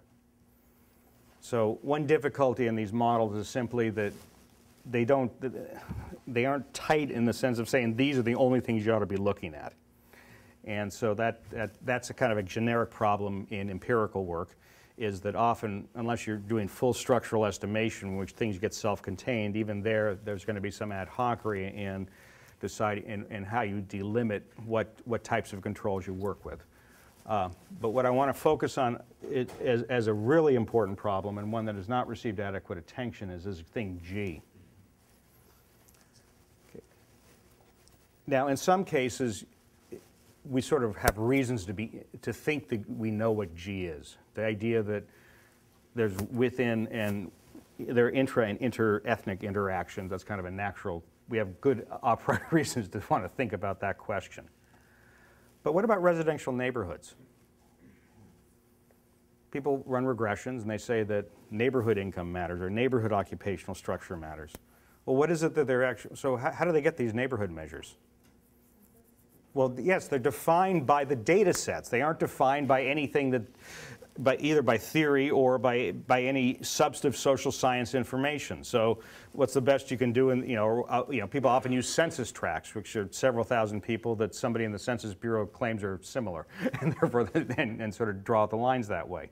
But it's not at all obvious that social interactions occur at that level of aggregation versus a different one. And so I just want you to be sensitive to the fact that data sets often are driving the choice of groups. And that's of course logically distinct from the idea that the data sets are not telling us what types of controls to use. Please. Going back to the question about why we don't study Hispanic populations in the U.S., to what extent do you think the fact that we talk a lot about black-white differences is that it's so easy to measure, to see, it appears in a lot of data sets, and it might kind of wash out a lot of other very interesting, very important groups that are out there. Because it's easy to put your finger on. No, that's a very interesting observation, which is that we may be we may be aggregating too much. In other words, we say black and white, or maybe on a broader day, we also have Asian and Hispanic. Well, okay, now I've just said something Asian. Well, do I mean ethnically Chinese? Do I mean Filipinos? Again, if you actually look at these subgroups, you have very different experiences. And so I don't want to, it's not just a matter that we want to go, that the data come that way. We also may be thinking too narrowly. And so again, I think that point's very well taken. So what I would say about the empirical literature is that if you said to me, make a stack this high of papers that find social interaction effects, I could do it quite easily. Well, not easily, because I take a while to Xerox them. If you said, give me a stack of papers just as high that don't find social interaction effects, I would have more difficulty simply because negative results don't tend to get published, but I could find some. In particular cases where instrumental variable estimates don't find them when ordinary least squares estimates do. So the idea is that the failure to account for the endogeneity of the groups created spurious correlations. And so what I'm trying to say is it's not that I look at the statistical evidence and say that there are no social interaction effects, but rather I don't think right now it's not in totality a strong literature. Now, that is not a statement about any individual paper. It is a gross generalization over a very large number of studies. Now, why do I make the gross generalization? Well, number one, because of the lack of attention to the distinction between endogenous and contextual effects. Number two, a lack of adequate attention to the structure of those errors, and that divides into two separate categories. Category number one is the implications of self-selection and endogeneity of groups for the conditional expectations of those errors. So that's the classical self-selection problem. The second point is a much harder one, and that is the absence of information about aggregated shocks. So in other words, sort of saying things are IIDs, actually it is fine when you're doing the theoretical models, but in the empirical work, that's something you've got to be really worried about. So unobserved group level heterogeneity, in some trivial sense, I could explain any pattern of group level differences just by introducing a mysterious variable called group level heterogeneity. But it's just very difficult to constructively proceed in the presence of that candidate type of unobserved heterogeneity. That doesn't mean you can't do it. And in the second lecture, where I really will need slides, I'll give you examples of how you can proceed. But that's a tricky business. All right, in the remaining time, what I want to do is sort of explain to you what is in the lecture notes in terms of the sea of equations. Okay. The formal model that I derive is only an epsilon of the theoretical social interactions literature, and it's based on work that I did with Buzz Brock at Wisconsin. And what these are discrete choice models of social interactions. And so the thought experiment is an individual, initially you could think of it as a binary choice. You do something, you don't do something. Actually, the lecture notes are written as multinomial choice, so you have any arbitrary set of possibilities. And the idea is that for each of those choices, you have some private incentive or some private utility associated with the choice. And from the perspective of the economic theorist, that's treated as an observable. The idea of doing econometrics is simply to say it's observable up to some finite number of parameters or some functional form, some transformation of observables, and that's the thing you estimate. Okay, so that's piece number one. Piece number two is some notion of a social payoff or social utility. The form that we work with is a conformity effect, which basically was the way that Peter showed it yesterday, which is you sort of take the deviation between the average behavior of others in your group and your behavior, and you square it, and you multiply that by an intensity of conformity effect, and you put a minus sign in front because you like to conform. Okay, so that's a very specific form of social utility. Now, contextual effects are not interesting from the perspective of theory. They merely change the distribution of the private utility components. And the reason for that is because they're predetermined, it's just the same thing as adding, altering what these H's are. Now, the third piece of the theory are the shocks, the unobserved heterogeneity. And so as a theorist, what one does is say that, well, obviously, I don't think of those as observable, even though the agents know them. From my vantage point, but I am thinking about the population's behavior, and so I think of them simply as draws from a probability density. And so I basically worked the theory out, quote unquote, taking as given the empirical distribution of the H's, the presence of the social utility term, and an assume the statement that there is a probability density associated with the unobserved heterogeneity. Now, in the lecture notes, I go through and describe a somewhat complicated theorem called the Hammersley-Clifford theorem. The reason that I do that is that the Hammersley-Clifford theorem remarkably justifies the assumption of extreme value of Weibull errors. Okay, so, and basically what it says is that if you write down a system of interdependent binary random variables, you can show there must be, and there's some technical conditions, there must be a representation of that joint probability that has the logit structure. Now, the reason that's of enormous value is it basically says any model can be constructed to have a logit form. So the assumption of the logit at one level has no loss of generality. Where you get a loss of generality is when you assume that those other terms are all kind of linear combinations of regressors and stuff like that. Okay, so I'm going to skip the Hammersley-Clifford theorem. The proof is surprisingly trivial. You can find it in the book called Statistics for Spatial Data by Noel Cressy. Hammersley and Clifford, oddly enough, never published their paper, but if you go to Wikipedia, you can find the URL for the PDF for it. It was the mathematical physics equivalent of Samizdat, but it's still, it is accessible. So, yeah, please. This is true the normal distribution to final distribution right here. I'm not understanding your... I can describe take a sequence of realizations of the binary. Okay, same distribution, of course. Oh, no, that wasn't, oh, I'm sorry, then I misexplained the theorem. The theorem is, I have a collection of random variables, not the same one being realized multiple times. Sure. She's a random variable, you're a random variable, you're a random variable. I want to talk about the joint probability description for all the binary random variables. Now I have a structural statement, and that is your conditional probability depends on what's called a neighborhood. Mm-hmm. In other words, some subset of the others. What you can show is that those two assumptions are sufficient to say that I can write the joint probabilities with a particular logit form.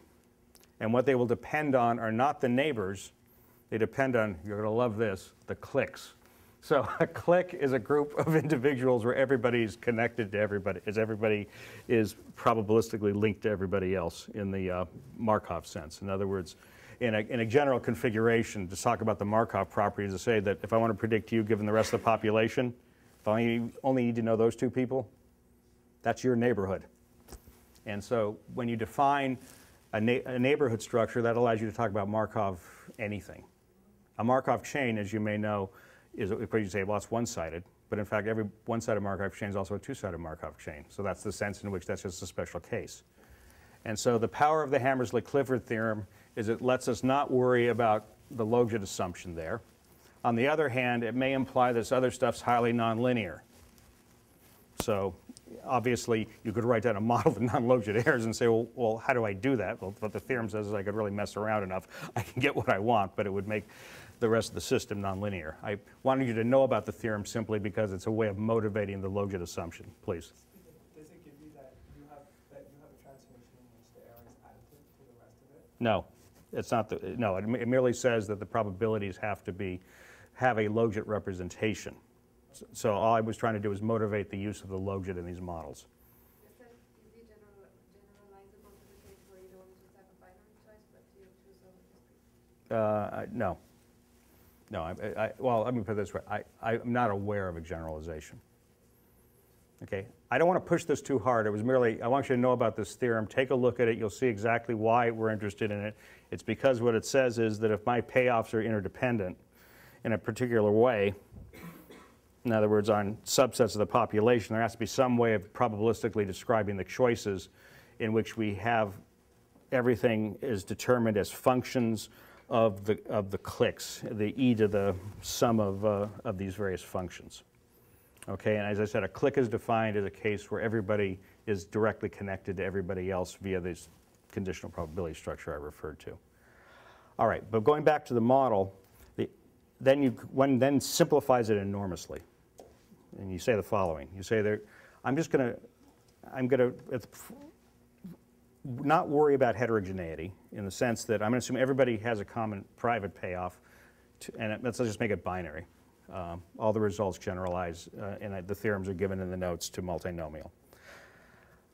So everybody assigns an H to one of the choices, and let's say 0 to the other. That's the private deterministic utility. Then there's some social payoff. If others are doing the same thing, I get more utility out of that choice.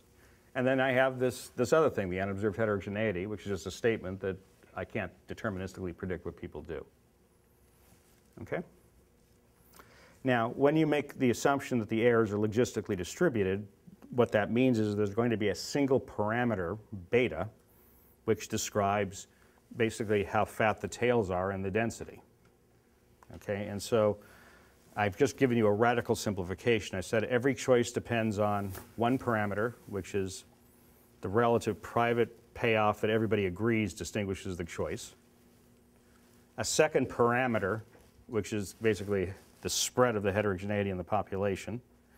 And the third is a scalar parameter that measures the intensity of my sensitivity to what other people do. All right? And given that structure, one gets extremely precise theorems. And the big theorem was that for that special case, you could show the expected average choice in a population, M, will be the hyperbolic tangent of the following form. So the expected average choice in that model is the hyperbolic tangent of beta. That metrizes how much heterogeneity there is. H, that's the common assessment of the choice 1 versus -1. I should say they have to be coded. Beta, the heterogeneity again. J, the intensity of the conformity effect. And M, which is the expected choice. Now, there is no closed form solution for that. However, and just to remind you, the hyperbolic tangent is e to the x minus e to the minus x over e to the x plus e to the minus x. And I'm sure you're delighted your high school trigonometry is once again rearing its ugly head. Okay. The properties of this model are completely, of that equation are completely understood. So one question you could ask is, well, what if h equaled infinity? What would that mean? It would mean that the private incentive to choose 1 is so much bigger than -1, there's only one solution. Everybody chooses 1. Suppose this equals 0. That would say that there's no general preference for one choice versus another. The only thing that's determining whether I choose one versus the other is the social effect and the idiosyncratic component to my payoffs.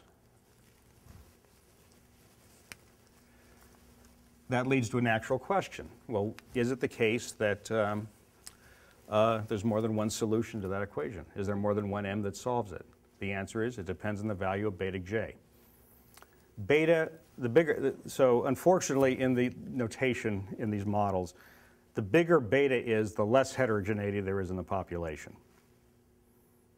Okay? So what the theorem is going to say is the following. If that's 0,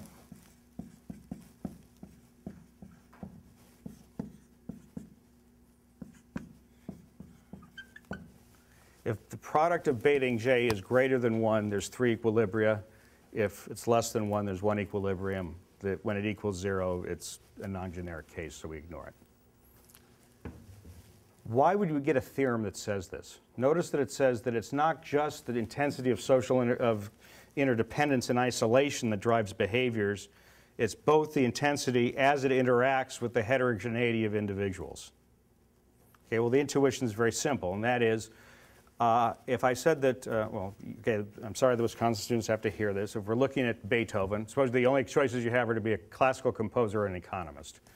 So in Beethoven's case, I don't think we need to worry about anything. His draw for the payoff on classical composition was very high. Similarly, for Arrow, I'm quite certain that the draw for being an economist was very high, so on and so forth. If you have a lot of heterogeneity in a population, now this is important, the heterogeneity is symmetrically distributed, you're going to get a lot of people whose behaviors are determined by the idiosyncratic stuff. Well, if enough people, and remember, and by symmetry, they're kind of each on the same side, so they can't affect the social influences. But with enough heterogeneity in the population, there aren't enough people to engage in self-consisting functioning to produce multiple equilibria. In other words, the population can't tip to one side or another. Tell the same story again. If people start off not all that different, remember, and they're symmetrically distributed around 0, that's what it means to say it's an error as opposed to a constant,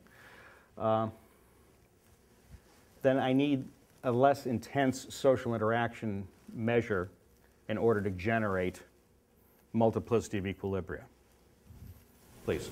So the social interaction theory is also symmetrical. Yes, so this is the simplest model because that thing is constant across everybody. I made this constant across everybody by setting it equal to 0. If I let H be non-negative, there's an analogous set of theorems. But notice this is a phase transition. It says that if this compound parameter is less than 1 equilibrium. If the compound parameter is greater than 1, there's 3 equilibria. That's an incredibly precise result. If you did the multinomial logit analog to this, it turns out the theorem is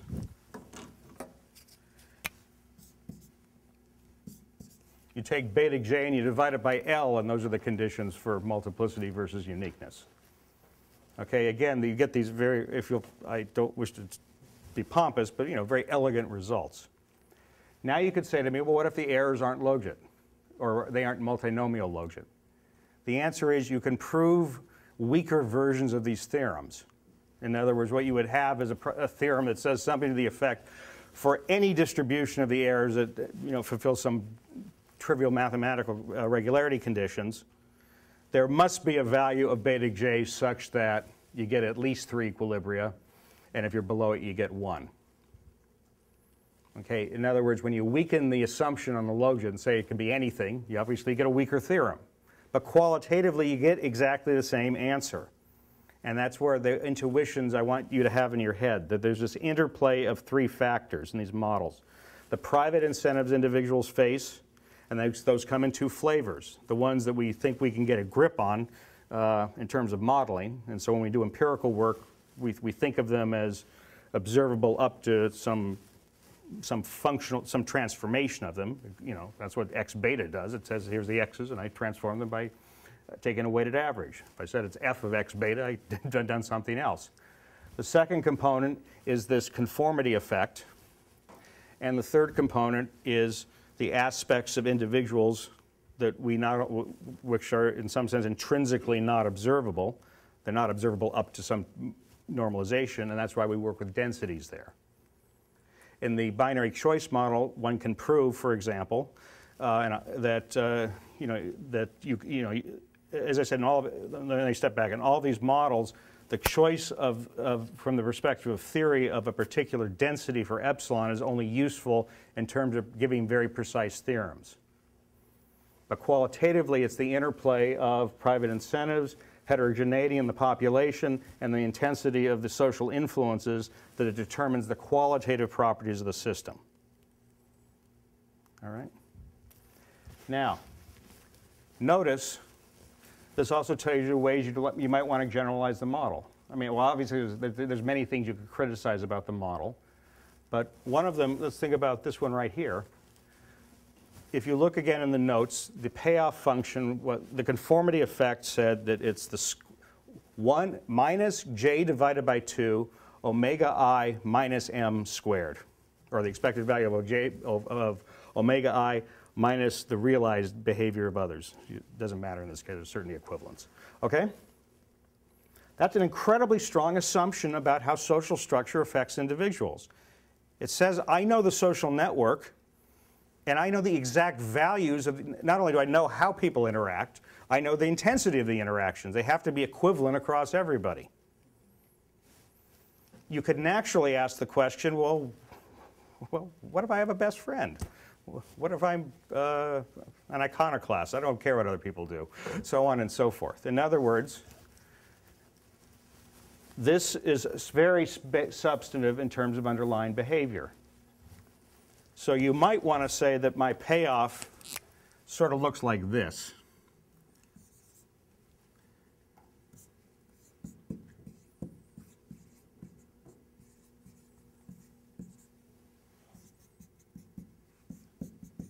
Okay, there's a very general form of a conformity effect. You take each person in the population, and so for individual I, for everybody else, he gets some payoff according to his expected deviation from that person.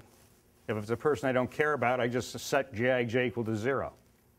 That was already being done in the group model, because it was assuming that if you're not in my group, I put no weight on your behavior. Notice that the other sense in which the initial model, and this is the linear and means model in econometrics, it's saying not only do I not care about people in other groups, within the group I give everybody the same weight. Okay, so one of the places where work needs to be done is to ask, what can we say for richer social networks in these environments? Now, there is work in physics in which you assume that this object here is random, and that's called a spin glass. Unfortunately for us, unfortunately for physicists for that matter, there are very few analytical results. They're very hard to analyze. However, they can have really interesting properties. In particular, when I said that J is, I've always talked that J was positive. In other words, that I want to be like other people. Well, if I now have a rich social structure, I could have two possibilities, can't I? There could be some people I want to be like, and there may be some people I wish to be different from. That introduces a fundamental qualitative difference between the social interactions models that I've been describing and work that has not been done. And it's called frustration in physics. So the idea is the following. You want to be like him, he wants to be like him, but I'm sorry to tell you, you really don't like people that work on German hunger. He's still mad about the Zimmerman note. Okay? You see, now you get an inconsistency in kind of the forces. And so when you get those types of effects, they can do very complicated things to the system. And so something Peter mentioned in terms of correlations and, across elements, et cetera, where the exciting mathematical action is when you have both positive and negative weights. Because then you don't, in some sense, if they're always non-negative, you can sort of qualitatively see, these are all variations of saying people want to behave similarly. The only question is, how you set, quote, if you'll forgive me, the topology of the way that these positive reinforcements are transpiring. But if we think about this model, and that, where's Christopher? That sounds to me like maybe a way to get some ethnic conflict into this model. We can push harder. Now, think about identity models. Okay, just to wrap up. The idea in the Akerlof-Cranton work was that the people, one of the things, you choose an identity, and that leads to certain types of behavior, because I want to be consistent with the identity. Well, one thing when you say that I want to I want to identify with certain people, or be of a type, there has to be an implication there for it to be non-vacuous. There has to be people I don't want to identify with. So if I wanted to translate identity ideas here, that begins to motivate the possibility of negative GIJs. So if you ask, I told some people last night, there's an empirical regularity in English-speaking countries, that if you look at the population of, and I think this is conditional on Caucasians, who drops the G in words that end in ing? The answer is poor white males, or poor males. Okay, it's true in New Zealand, it's true in Australia, it's true in the motherland, and it's true in the United States. It may depend on the context. Oh, you asked a different question. Okay, so comment one, that is a well-established regularity in sociolinguistics, and the interpretation is that people, these are all countries where The measure of a man's success is whether you got a lot of money, and therefore, if you're not succeeding, one of the things you do is you want to reject being, the norms of the greater population, and language is very self-identifying. The question that Joseph just asked is a really hard one, which is, how do I now incorporate what's called code switching? In other words, so I had a roommate from Kearney, Nebraska, when I was in college, and every time he called home, he had a different, and he was completely unconscious. He had a completely different accent than when he spoke to me. Okay, so it's not, so in many contexts, people are actually switching back and forth. Yeah. Okay. On the other hand, there are limits to that, since language acquisition, things do tend to freeze up at a certain point, so pronunciations are tricky, kind of the range of pronunciations can freeze. And so your point was well taken, but I merely wanted to say that was extending the domain of the questions we want to ask to another choice. Yeah.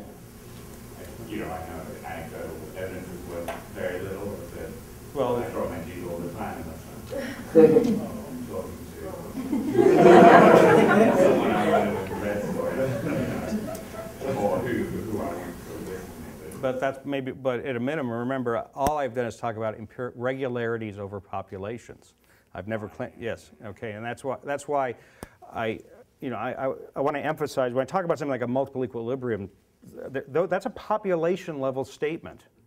It's a statement that collectively we don't know, but each individual there has a well-defined decision given the stuff he or she takes as given. Okay, and again, the philosophy of the theoretical social interaction models that I've worked on, for better or worse, is to be very insistent on having these stochastic elements in them, because at the end I want to say the equilibrium, whatever it is a joint probability measure over the choices, and that's why you say, oh my God, that's a likelihood, I know how to handle those, unlike me, you even know how to program them up. Okay, please. Sorry for interrupting you, but I think someone should be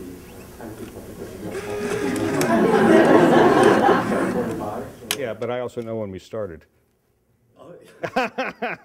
All right, please. So, in terms of empirical application, can we interpret this that we were saying about theory, like, is there an idea like this model can be taken directly to data. Directly. And it's identified. Okay, but so you're saying that it's very always like allowed that different persons can influence different. Oh, let me be clear. This model is identified. If I don't have any restrictions, it can't be identified. There's too many parameters, and so the question is, how do I constructively proceed? Maybe I have partial information about it, and that's what the next lecture is going to be about, which we'll have in 10 minutes. And boy, am I looking forward to somebody chairing the last session today.